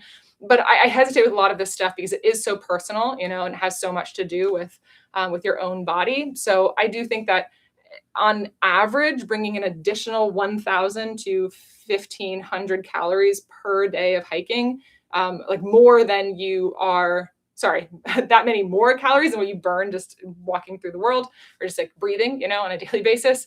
That's probably a good place to start for most folks. Obviously, if it's a much easier hike, or if you're, just kind of doing a short walk, that's not going to be exactly the same, but definitely err on the side of bringing too much food, for sure. So yeah, I say this as someone who has a tendency to underpack food. Rainer can absolutely attest to this. I've had a big issue with underpacking food. It's something I'm really working on. And I actually finally went on a trip where I came back and was like, oh my God, I've hacked it. Like I've finally solved the problem. I know exactly how much food to bring. So I was pretty psyched on that. But it's taken me a long time. So I think being really diligent, counting your calories, I'm not saying count your calories in terms of like, daily if you don't want to do that, but adding up how many calories you're bringing is really helpful, because a lot of backpacking meals are going to have like different calories on them. So you might have something that is like 800 calories for a dinner and then one that is like 450, and you need to know which one of those you're eating on which day so you can bring enough. If this whole idea of counting calories or like looking at the calorie count on food is not something that you want to deal with, like if that brings up some like negative feelings for you, I totally get it. Just err on the side of bringing more than enough food for sure. Is my biggest recommendation. Backpacking is never the time to start a diet. You do not want to be in a deficit at all. It's not good. Any questions about food? Can you share the links for all you have shared, such as the hiking difficulty calculator? Yes, I will share all of this stuff. I'm going to put all of it in the description once we end this live stream. It might take me a little bit to get it all populated in there, but I will make sure to get everything in the description by the end of the day today, at least. Cool. All right. I had to buy the book specifically. Okay, but where am I? Sorry, I'm just looking. Any questions about food? Is there an equation for counting calories? Yeah, there is actually an app, or not an app, sorry. There's a website you can use. If you search hiking calorie counter, I think you should find it there. It'll allow you to put in the trail, the elevation, the speed you are anticipating you're going to go, and all, I think it asks you things like your fitness level and other stuff. It's going to give you a rough estimate. It's not a great estimate, but it's better than nothing. So yeah. I use E equals MC squared. You definitely don't. Which is eat equals more calories, and then you just square that. Then you just square that. I actually love that. Actually, I take it back. Eat more calories squared. Yeah, absolutely. Yeah, I have this. This is kind of really brief story, and then I will move on, I promise. But my sister is an absolute expert in nutrition, and she works with a lot of athletes on their nutrition. She's been super helpful for me as someone who hated the idea of thinking about food and calories and just was really just hated that and had a lot of feelings around it. She's been really helpful for me, but I had a moment where I was on a hike with Rainer where I had been calculating what I was eating to make sure I was eating enough. And I sent it to my sister because I was way under fueled. And I kind of sent it to her as haha, isn't this funny? Oops, I need to make sure I eat a bunch of food when we get home. And she was like, no, this is bad. This isn't funny. She got really serious with me. And she's like, this is not a laughing, she wasn't mean about it, but she was like, this is not a laughing matter. You have to avoid this stuff, for sure. And she explained to me kind of what happens in our bodies and why it's a really bad idea to underfuel. So don't get the lecture from my sister, get it from me instead. And don't underfuel when you're hiking and backpacking. Thanks. Cool. Okay. What do you pack for lunches? Yeah, great question. So I am really into sardines and tinned fish, really into tinned fish. So I will frequently bring a couple different sardine packages or different tinned fish. Actually, I might have. Oh no, I don't. It's not up here. So I will do that. Yeah, tinned fish. And then if it's a mild enough hike where I can bring cheese, I'll bring some hard cheese like Parmesan, and then crackers. There are these really big. They're generally gluten-free. There's a lot of different brands on these big, really solid crackers. Or there's also a bread, I don't know what it's called, but it's a hard bread. I'll bring that and I'll eat that for lunch. That's my general go-to. And then I also will just bring a number of bars. So things like Bobo bars or Go Macro bars, things like that. I'm going to bring at least 4 of those with me or 3 per day and eat those as well. But yeah, as far as lunches go, I'm really big on tinned fish right now. When I was eating a vegan diet, I would eat a lot of banana chips and peanut butter on tortillas. That was a pretty effective lunch for me. Or I'd use vegan jerky, things like that. Beef jerky is another popular one. Rainer gets really bougie with his lunches. He does what is it that you do? You do pepperoni. You do the sprinkle of tuna. Hold on, wait, why not? You tell me what is it? I mean, I do tuna packets, the Tuna Creations packets, usually the Thai chili lime. That's so good. And I put that on a spinach tortilla, and I will add French's fried onions, and it's awesome. It does look really good. And every time Rainer does, every time he's making his lunch that way, he's always oh man, wow, this is so good. So yes, obviously a cool lunch. Yeah, that's my go-to. I like to have a proper lunch and then also bars to snack on. So yeah.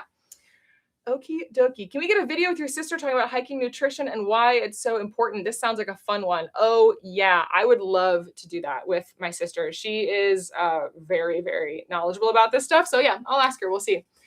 Okay, moving on. So I have two more questions here. One of them was, what advice do you have for managing mental health and chronic illness on trail? I'm going to try and keep this somewhat concise, only because it's a really big topic.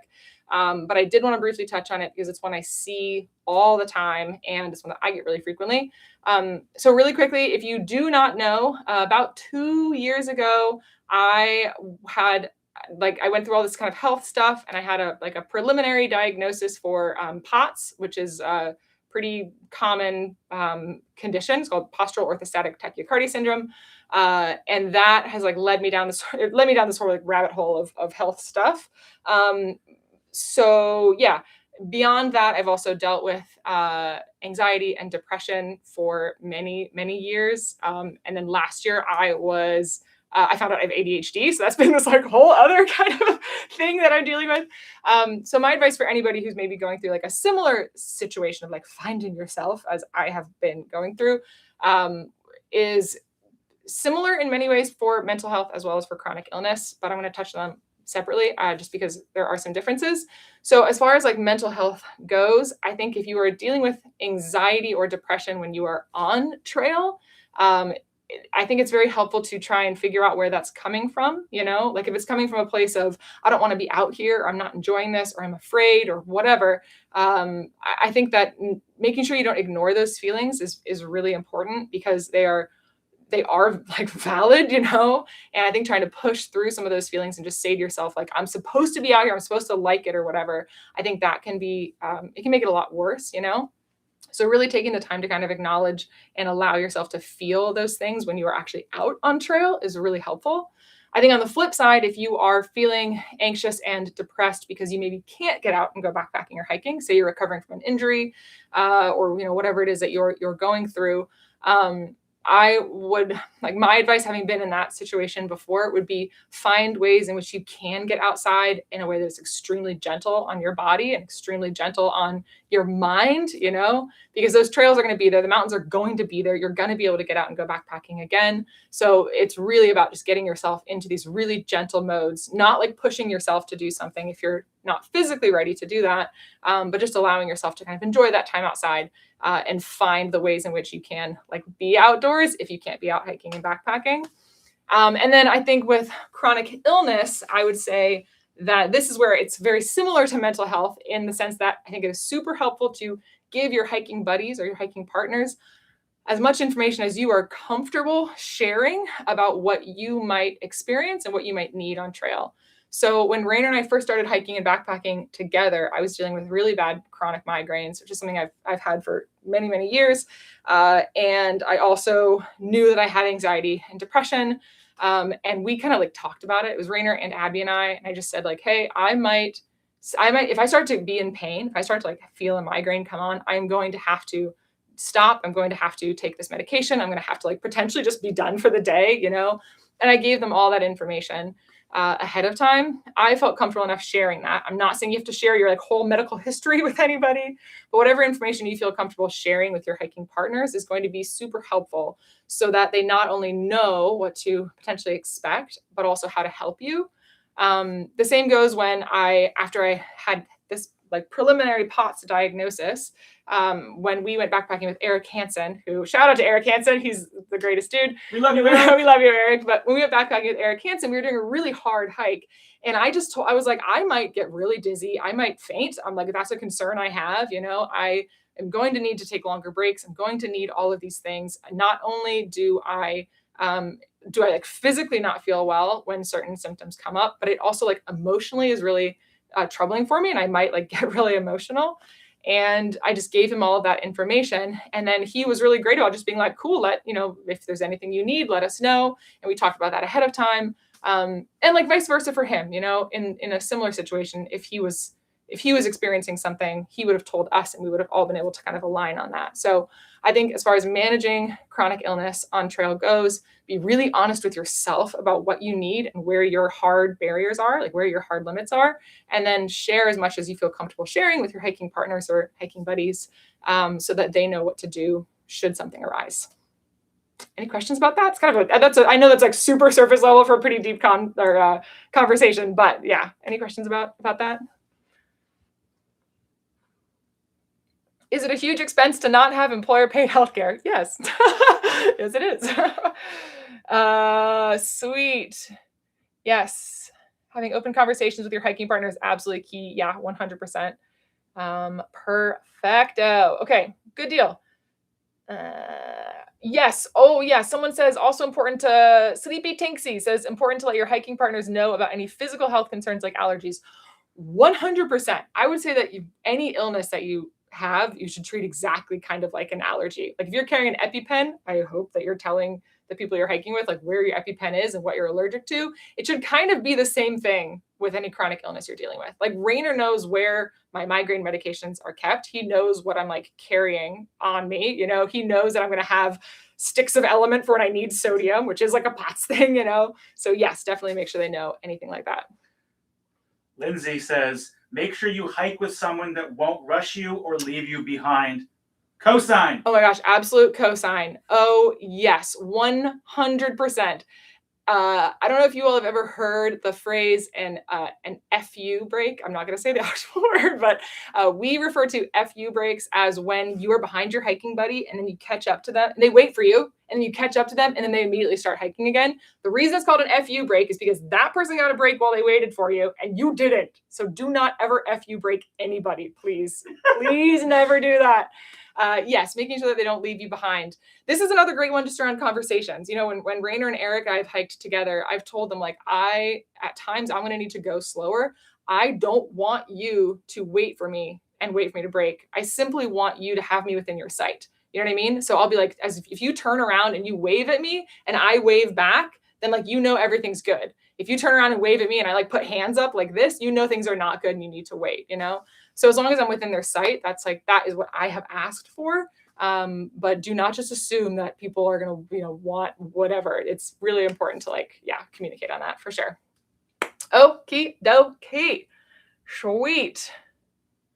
Someone asked, if you are 50 to 100 pounds overweight, should you still bring more than your BMR needs? Yes, you should. You want to replenish all of the calories that you burned because your body is going to listen. A dietitian or a nutritionist might say something differently.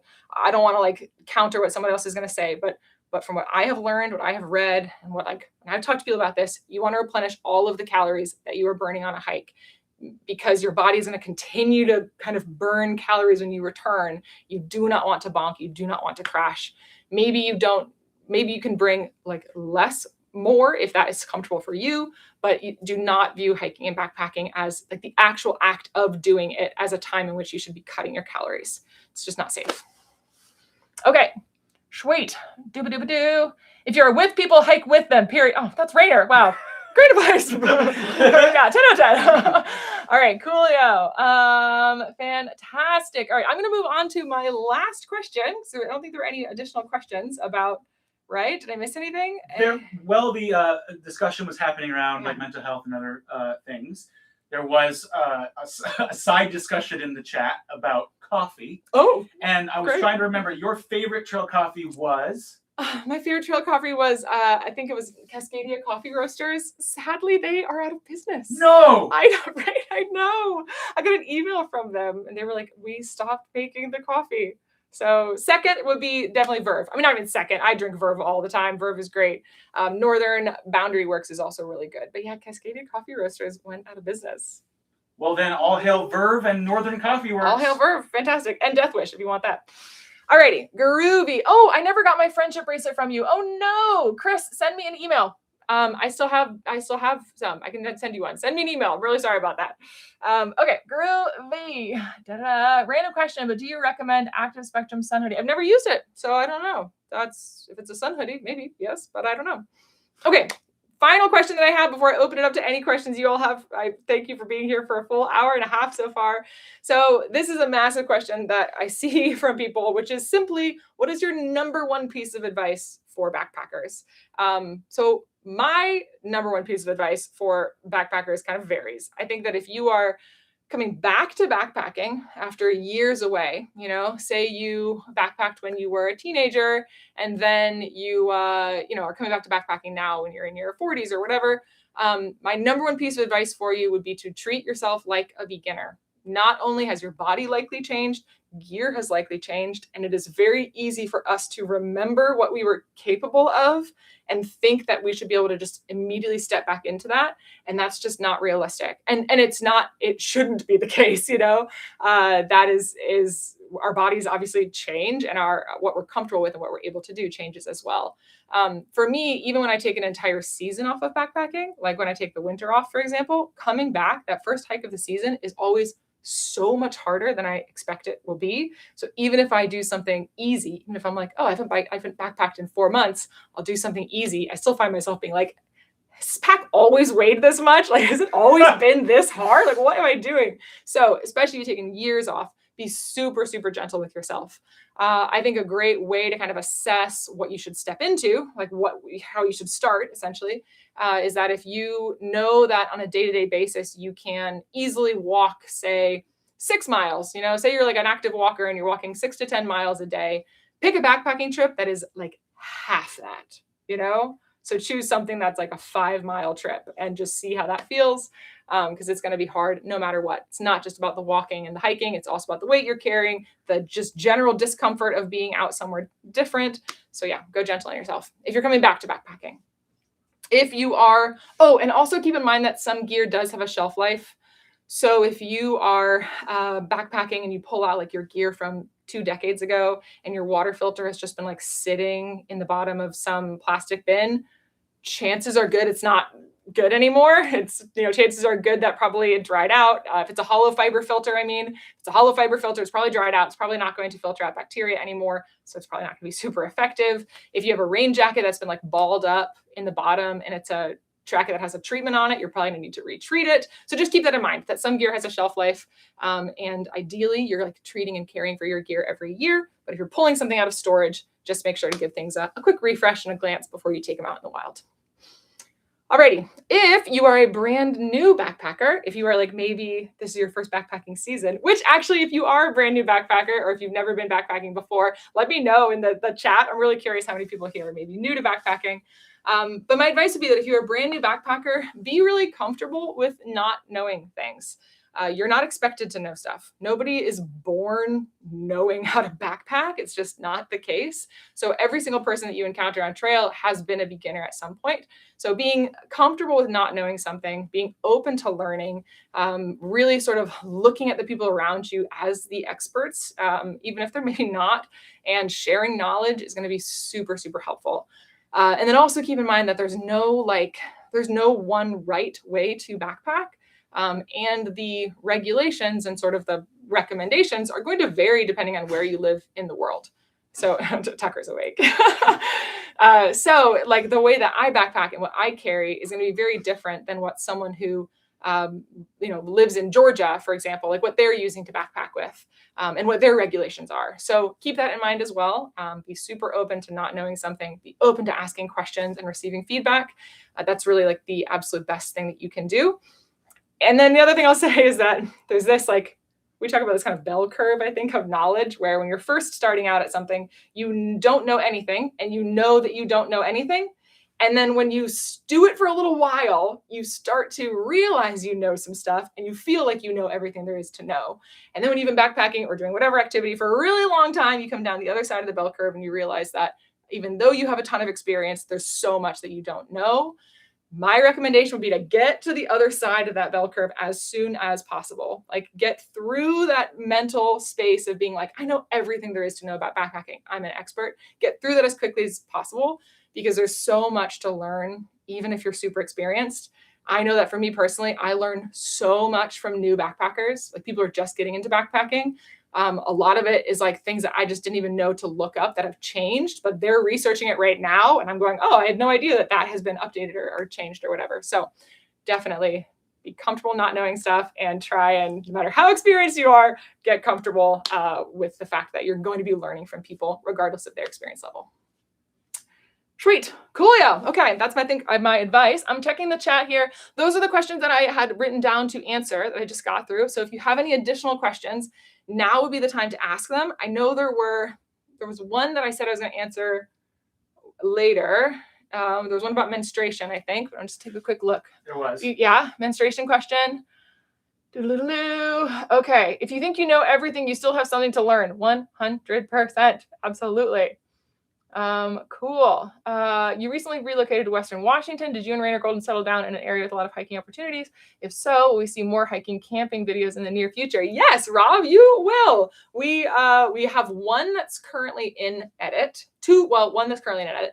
We have a trip coming up in 2 days. We have another trip coming up right after that. And yeah, a lot of plans for the future. We do live in an area. We're in Western Washington. We live in an area where we have quite easy access to a number of backpacking trails. It is, believe it or not, there's still spots in Washington that are covered in snow. So some of the high mountain stuff that we've been looking forward to is still snow covered. So once that melts out in about soon here, things are getting really, really warm. We have some more trips coming up. And then I think our big thing is, we have actually a camping trip coming up, not a backpacking trip, but a camping trip that I'm really psyched on. Trying to think if there's anything. Yeah, some trips. I mean, we have about, I would estimate 40 to 50 total trips like on a list we're working through. Wouldn't you say? I guess you're right. We do, don't we? Or just a list of dream trips. Yeah. One thing that we are managing a little bit is that Tucker is Rainer's dog, who will pop in here, hopefully. Tucker is quite elderly. He can't backpack with us anymore. And so we, when we were living in Idaho, we had really great access to pet care through Rainer's parents, who are awesome. But now that we're here in Washington, it's a little different for us. So we're still trying to figure out how to get the best possible sort of last minute care and someone to watch Tucker, and also Oscar, my cat. But Oscar's pretty chill, so that's less of a deal. So yeah, cool. Oh, somebody asked about how to find trails. How to find trails? Oh, that's a great question. Okay, so let me do menstruation really fast while it's on my mind. So I think the question was, how do you deal with menstruation when you're in like a really like a backcountry place or like a high alpine environment? Yes, menstrual discs are really great. I saw someone recommend that. You do need to bury menstrual blood, kind of regardless of where you are. I think that like period panties, like underwear with the padding in them, is also really helpful. You can kind of bring 2 pairs and rinse and wash, again, depending on where you are. No matter what, if you are using tampons or pads or anything like that, that all does need to be carried out. I would recommend getting a like really durable bag, like a smelly proof bag, like the one that I have, the smaller version of this one that's in our bear bag. Get a bag like that, cover it in duct tape, or put like an opaque bag on the inside of it. And then you can put all of your like menstruation trash into that to carry it out with you. Your best bet is going to be carrying out as much as you possibly can. It's just a good idea. It doesn't need to go into your bear canister. It can go next to your bear canister or over by your other smelly stuff. It shouldn't be accessed by animals. So yeah. Okay. Boop-a-doop-a-doo. How do you find trails? That was the other one. So if you're in the US, you're probably familiar with All Trails. I don't know if All Trails exists around the rest of the country, or around the world, but All Trails is a pretty good and effective way to find some trails. Here in Washington, we have a website called Washington Trails Association, or WTA. We have the WTA. They have a website that has the best hike finder and like hike finding map I've ever found in anywhere in the world. It's really great. So WTA is wonderful. Figure out what works best for you in terms of searching the hike finder map, but you can, and you can do this on All Trails as well. It's not just WTA, but you can search things like most recent trip reports, how long a trail is, where it's located. And those things are going to help you find hikes that are kind of close to you if you're looking for something to do soon. The most recent trip reports are helpful because you'll be able to see what someone says about the hike in like a timely, relevant manner, so you're not finding information about a trail that is, say, closed for the season or whatever. So yeah, that's how I find a lot of hikes. Rainer is a map man, so he has these like maps. Oh yeah, we've got some people behind him. Yeah. So he'll actually just grab a map. This is I'm just running into the front. He will actually lay a map out. So we have a map out on a table downstairs right now where he can like see trails. This is mostly helpful if you live somewhere that has a lot of public land and like national forests. So this is a map of This is a map of the Olympic National Forest and Olympic National Park that I got like about a month ago. And literally, what I will do is I will set this out on my like coffee table or dining table. And I'll just start like looking at stuff that seems interesting. Like, oh, what's that lake right there? You got to like be kind of a nerd for it, I guess. But like, and I'll just be like, what's that trail? And then I'll like just Google it. And if you're in Washington, it's easy because WTA is like It's the greatest resource of all time, better than All Trails, although All Trails is good. Just be careful of their trail summaries. They're like AI summaries of the trip reports. So whereas WTA summaries are written like by WTA workers, and they're like beautiful, very also. beautifully They're done. just well done. But yeah, I will literally like, okay, so we did a trip a couple of summers ago in the Alpine Lakes Wilderness, going from Stevens Pass, if you're familiar with Washington geography, Stevens Pass to Leavenworth. And that started when I was literally poring over a map of the Alpine Lakes Wilderness. And I was like, I wonder if you could hike from Stevens Pass kind of close to where we live in Leavenworth. And I'd be like, there's a trail. Oh, wait, and then that has a junction with that trail. And then I realized, just tracing it on a literal map like this, that you could do it. And then I kind of Googled that, and turns out there is a WTA listing for the Icicle Divide, as it's called. And that's how I discovered that. But there's other, like on this map alone, I found like 6 lakes that don't have an official like trail there, but you can't hike to them. It's legal. Yeah. And people have done it, and they've talked about like their trips. And so finding kind of off the beaten path places as well is just about poring over a map, seeing what's interesting, Googling it, doing a little research. And if you like that kind of research, you'll have a lot of fun doing it, but can't say enough about just having an actual map. Totally. And just pour over and find stuff like a treasure hunt. The nice thing about a paper map, that's great. Thanks. Thanks, bud. Well done.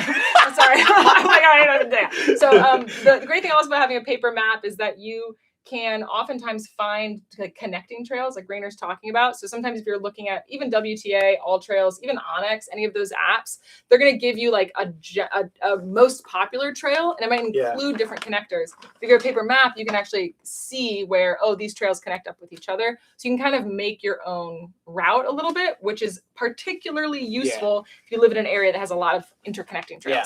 And if you can refold the map easily, which I can't do, that's my extra job. points. That's why this is where I'm like, this is the best, is refolding the map. So we're just gonna put that to the side. I feel like this is reading Rainbow. Maps. This video brought to you by Maps and Books.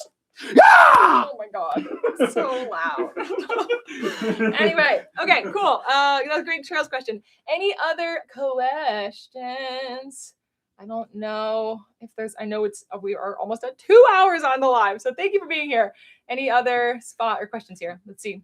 Will you do any bike packing or kayak camping again? Yes, actually, we have a bike packing trip planned that we've been trying to find time to do for, and basically the past like 2 months. We've wanted to do it, that I'm super excited about. It's just been, like I said, we are struggling a little bit with the whole like dog, having someone come watch Tucker or taking Tucker somewhere, which I know is like not a great excuse, because you know, obviously we want to get out and do it, but this trip that we want to do, this bike packing trip, is a bit longer. And so it would require having someone be here. Tucker, speaking of, you want to come here, buddy? You want to come say hi? Come here, bud. You sweet old man. Oh, Tucker doesn't want to be on camera. Come here, Tuck. Any other questions? Favorite, awesome. Save my questions for the group call tomorrow. Thank you, Matt. All right. I see news stories regularly about day hikers needing to be rescued because they're not adequately prepared. What key items do you think are most often missing from a day hiker's pack? Oh, God, I love that question. Wow. That is so our cabin in the woods. That's such a good question. Yeah, I think that a lot of times day hikers, and I've been guilty of this too, but I think that they forget that the 10 essentials are also required for day hiking. Those aren't just like spending the night in the backcountry essentials. If you're not familiar with the 10 essentials, it is 10 essential systems that are recommended for any time you are in the backcountry. So they were developed as a means of helping like mountaineers carry the right gear. They've evolved over the years. It used to be 10 essential items. Now it's 10 essential systems. I think that most day hikers don't consider that stuff. And the biggest ones that they miss are a shelter of some kind, some way to like communicate, like a satellite communicator, or even just any means of communicating with people. Navigation is another massive one. A lot of day hikers do not think about navigation, whether that's a map and a compass or a phone or a GPS watch or anything. And then also proper insulation. A lot of people will go out on hikes and not think about that extra clothing layer, and bringing things that are warm or things that are protective. It just kind of slips their mind. I think this also can be translated to like sun protection as well. People will not think about the fact that they need sun protection of some kind. And then another one for sure would be water. I think a lot of day hikers will bring like 2 bottles of water with them, or a bottle of water, and not think about bringing a water filter. And if it's a particularly hot day, if it's a long hike, chances are good that you're going to wind up needing more water than you realized. And it's important to have a way in which to filter and drink water. The reason I say shelter is that I'm not saying that every day hiker should carry a tent with them by any means. That's not it. But I do think that you should know what your options are if you need to take cover or take shelter. So whether that's like bringing an emergency blanket, or if it's just kind of knowing the terrain and where you might be able to like hunker down, so to speak, if you need to, or if it's as simple as knowing when you can turn around and return to your car and take shelter in your car.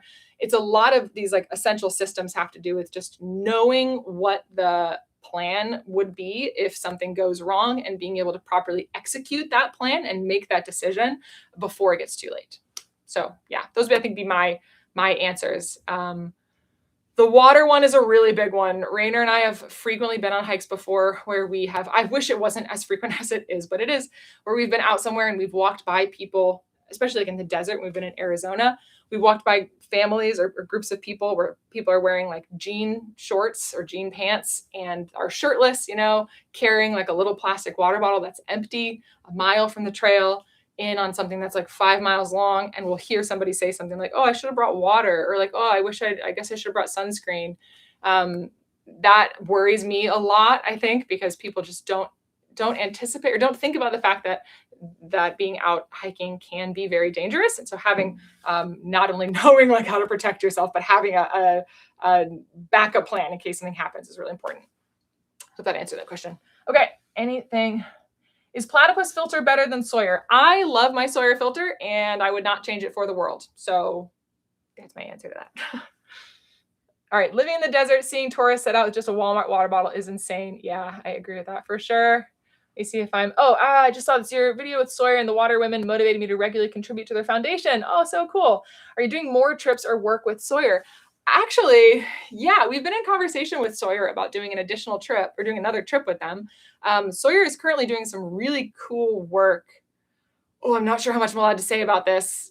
They're doing some really cool work beyond just water filtration and water treatment. That is very exciting and really relevant, especially right now. So we have been talking to them about potentially doing another trip with them. But yes, the Water by Women, that's now I think it used to be Water with Blessings, but now Water by Women is the name of the organization. Sister Lorraine is amazing. And yeah, I definitely really cherished that trip. Okay. Thank you for my Migo water bottles are my go-to grab for walks, hikes. Thank you. Here's a question that's been asked a few times. We haven't got around to it. Yeah. As fire becomes more common, how do you plan around smoke and feeling okay on the trail? Ooh, gosh, that's a really good question. Truthfully, I don't really. I think at this point in time, if I look at like the AQI and it looks pretty bad for an area, I kind of just don't want to go. I think I don't really. Yeah, that's my thing, is I don't want to be in that situation. I know that really bad AQI and a lot of smoke is going to give me a headache, and I just don't want to deal with it. So I'm sorry to say that's not maybe great advice, is just not go. But I do think that monitoring the AQI and monitoring where fires are is really helpful, especially when making a decision about getting out and hiking. And then I do for sure think that having a satellite communicator, I kind of can't believe I'm like so on the satellite communicator thing, because I used to tell people they weren't necessary, but the more I do this, the more I'm like, please get one. Having a satellite communicator and someone back home who can notify you if there's, say a new fire that starts up or if the fire conditions are changing is really useful. Yeah. Yeah, and monitor emergency services and their reports on fire dangers in an area. Yeah. Yes. Yeah, for sure. That's a good one as well. Okay. Let me see. The turtle on my couch. Oh, thank you. Isn't that cute? Someone said they love my turtle. I love that turtle too. I'm going to give like maybe a few more minutes to any additional questions that I might have missed in this, but if there's nothing else, I think we'll go ahead and wrap this up. Someone called out the Watch Duty app for spotting wildfires and dangers. I 100% recommend that. Yes, totally. Yes. So thank you. That's Volstar. I think Volstar. Shout out to the Watch Duty app. Yes, highly recommend looking at and being aware of the Watch Duty app. Cool. How to deal with lightning? Got too close to one strike. Honestly, I don't know about that. That's avoid being on a ridge during a potential lightning storm. Avoid being the highest thing in an area. but that's a tough one. I don't have great advice for that. Someone said, how's Abby doing? Abby's doing great. Abby lives in Colorado now. She's doing awesome. The Migo bottle top and lanyard has been sold out forever. Is it coming back? Yes, it is coming back. It is coming back. We sold out of them way faster than we expected. We're making more. They should be here soon. We'll be sending some to Garage Grown Gear, and then obviously shipping them out of Mazama's warehouse as well. So yeah, I actually am working on a DIY'd a lanyard for another one of my bottles, just because I know that they keep selling out and some people want to just like DIY one for one Migo that they have. So yeah. But they will be back. They will be back soon. Great question. Many people have asked about the rack back there. Oh, you like this? So now here, let me move this out. This thing right here? Oh yeah, you move that. This is so I actually was gonna film a video tour of this studio because I think a lot of people were curious about my gear room. This right here is a wine bottle rack from IKEA, and it works perfectly for the Migo. Cool. And then someone's asked about why not the Sawyer Mini versus just regular Sawyer. Oh, the Sawyer Mini, the flow rate on that thing is not good. I would not recommend. The life of it is not good either. I think that if you are using it really infrequently, or you just kind of want like a backup, it's fine. But the Sawyer, like the actual Sawyer Squeeze versus a Sawyer Mini, is just so much better. It's not that much more expensive. It's absolutely worth it. Take that from someone who owned a Sawyer Mini for a long time, and I don't know why I did that. I switched to the Sawyer Squeeze and was like, wow, that should have done that a long time ago. So that's why. Flow rate and life of the filter, like how many gallons it can filter. Alrighty. Coolio. Anything else? If you could have an element flavor named after you, what would it be? I gotta think about that one a little bit. I don't know. Wow, I love that question, but I don't know. Yours would be like yop watermelon, yop melon, yop, you know what I mean? Something like that. It would be no. Yeah, I got it first. I got it right the first time. Gin martini. Yeah, right, exactly. Rainbow sherbet. Oh, done. That's it. If I could have a watermelon or an element flavor, rainbow sherbet for sure. That's great. Spiky spruce is good too. Okay, sweet. How is the caffeinated Arnold Palmer element? It's really good, actually. It's great. My daughter is asking, what piece of gear is your favorite? Oh, that's such a good question. Okay. Tell your daughter that my pack is my favorite. This is my favorite piece of gear for sure, because it's rainbow and because it's so comfortable, and a comfortable pack was something that held me up for a long time backpacking. So finding something comfortable, this is my favorite. I probably should have said the Migo is my favorite, but no, my pack is my favorite. Sweet. Okay. What was someone asked about New Zealand meals. Oh, what was our favorite? Yeah. What was that one that was so good? Okay. It was the Bircher. It was a Bircher from a brand called. It's right here. No. Yeah. Isn't it this? No, dude. Oh, that's porridge. Get out of here. Okay. So it was a Bircher from, sorry. No, this is like the after hours live. This got crazy. So it was Bircher from Bushline. We brought him the porridge. We didn't bring him the Bircher, which is kind of like a muesli. It was this, and then from Real Meals, they have a, I think it was a huckleberry yogurt. That was amazing. Combining those two things together, the owner of Coffee Outdoors, just a small shop in Wellington, he was like, okay, you're going to get a Bircher. You're both going to get a Bircher. You're both going to get this dehydrated yogurt from Real Meals. You're going to split the yogurt. You're going to get your own Birchers. You're going to love it. And it was the best advice ever. So good. Okay. Doop-a-doop. Awesome. Sweet. I would like you to try out Cottage Gear hammock system.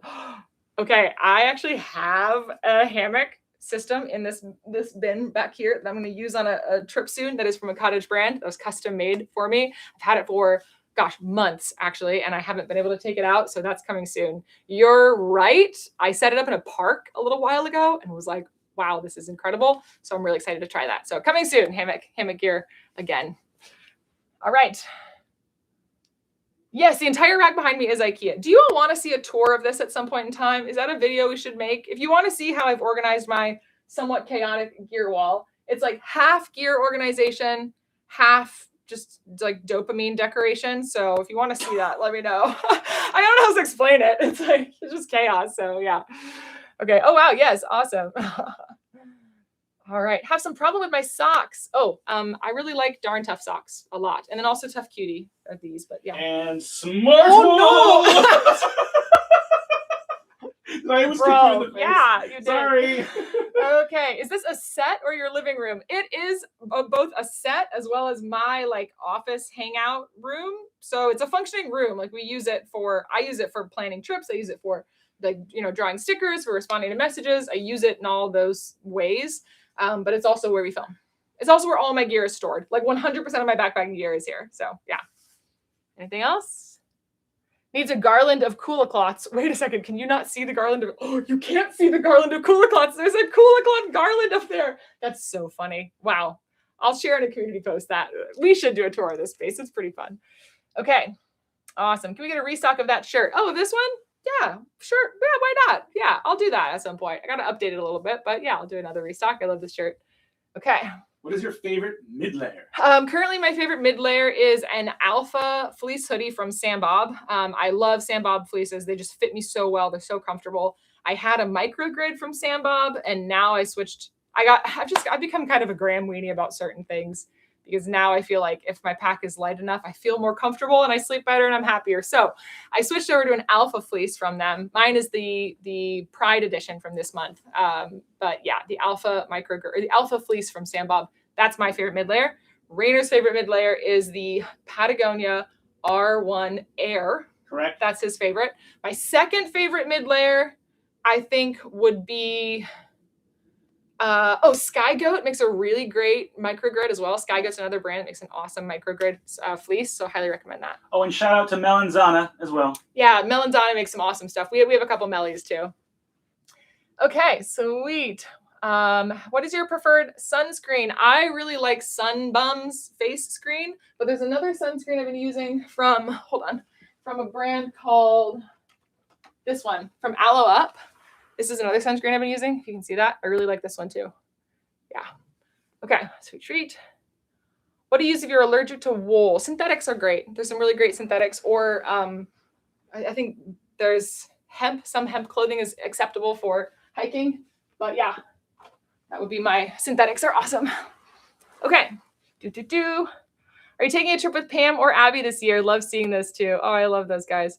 Yeah, hopefully. We're hoping to be able to do a trip. I think like Rainer said, we're still really good friends with Abby. She lives in Colorado now, just outside Denver. Pam is busy on the East Coast, but now that I have settled down again, like I have a home base again, I'm hoping to be able to do some trips with them for sure. And same with Eric. Both Pam and Abby are like two of my absolute best friends. So we spend a lot of time talking about and dreaming up trips as well. Okay.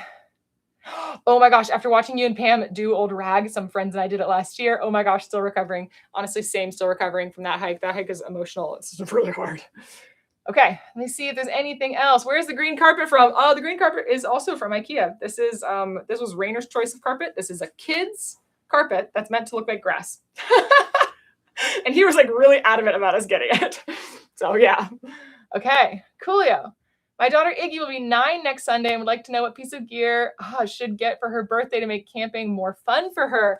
I think a really comfortable pillow makes camping a lot more fun. That would be one of my recommendations for sure. I also think like a fun lantern is a really good camping accessory, because if you have a lantern that like changes color or has like different modes to it, it can just provide a really nice kind of cozy ambiance and vibe.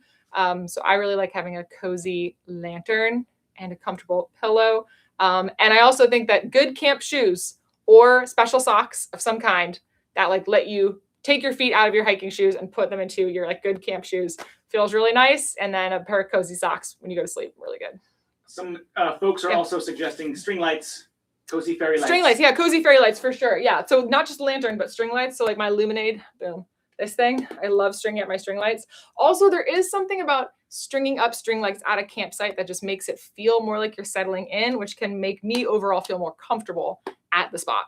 You know, you feel like you're sort of nesting a little bit. So yeah, string lights. Coolio. My sleeping pad sucks. What do you suggest for a pad? I really like the Tensor Extreme, which is, we have 3 of them back here, only because one of them has a hole in it. And then one's mine and one's Rainer's. So I really like the Tensor Extreme, but then I also just got the Zen Bivy sleeping pad, and I like that one as well. Those would be my 2 favorites right now.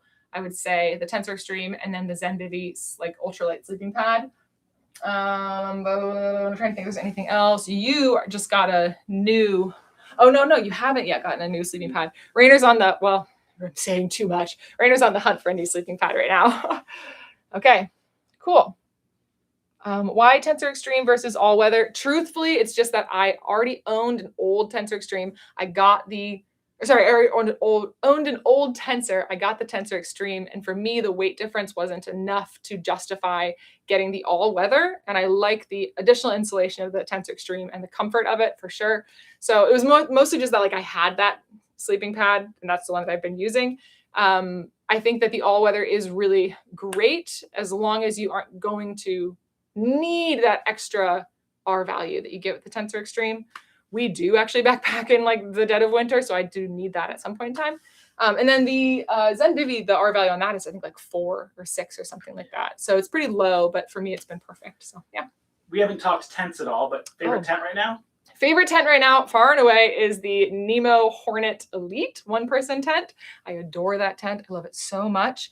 I will say I took out the New Zealand tent that I got, which is the MacPack Astral one-person tent. If you haven't seen my New Zealand gear video, go watch that or wait until I do the trip and take it out. But I did take that tent out on a trip and was totally blown away by it, like really, really psyched on it. But still my favorite tent, Nemo Hornet Elite, for sure. And you've never tried nature hike stuff, right? I've used a nature hike sleeping bag one time for, I think on our budget series, I used a nature hike, I believe. It was good. It was fine. I think it was, I think it had the same, pretty sure it was a sleeping bag, or was it yeah, I think it was a sleeping bag. Yeah, it was good. I think that nature hike does make some good stuff for sure. But yeah, for me, it wasn't like, it didn't blow me away, I guess. Yeah. Okay. What about Durston tents? Yeah, we've used a couple Durston tents. Dan Durston is an engineer genius. I mean, Dan's tents are so clever. They're really, really well made. For me, I think the system just wasn't super intuitive for me. That's totally a personal preference. That's nothing against his tents. He makes incredible stuff. I just really like the interior can be set up on its own and like don't have to have the rain fly. I like the whole system, I guess, of my tent. I like just the way that it sets up. It's been really comfortable for me. And I don't actually love the asymmetrical interior of Durston tents. Again, totally personal preference. Really great stuff. Just not really for me. Cool. Quickly, best way to find a hole in your sleeping pad and favorite hiking pants. So currently my favorite hiking pants, there's 2 that I have. So one are these ones I'm actually wearing right now, which are the Cool Trekker hiking pants. I just got these. I really like these a lot. And then also a pair of hiking pants from a brand called Title 9. They only make gear that's like for women's or like traditional women's bodies, but they're called the Clamor hiking pants. They're the recycled ones, the 2.0. I adore those pants. They're awesome. The only reason I didn't wear them today is that they're dirty. So yeah, Clamor from Title 9, the Trekker from Cool, and then a more durable pant or a heavier pant that I have liked for a long time is the Stio Pinedale. That's what I hiked in the majority of my trips last year. They're kind of these light pink pants that I wore a lot. So Stio Pinedale, those are my 3 favorites. Cool. Okay, I'm trying to see if sleeping pad, how to find a hole. Submerging it in water with a little bit of dish soap is really good because you'll see bubbles that come up out of where the hole is.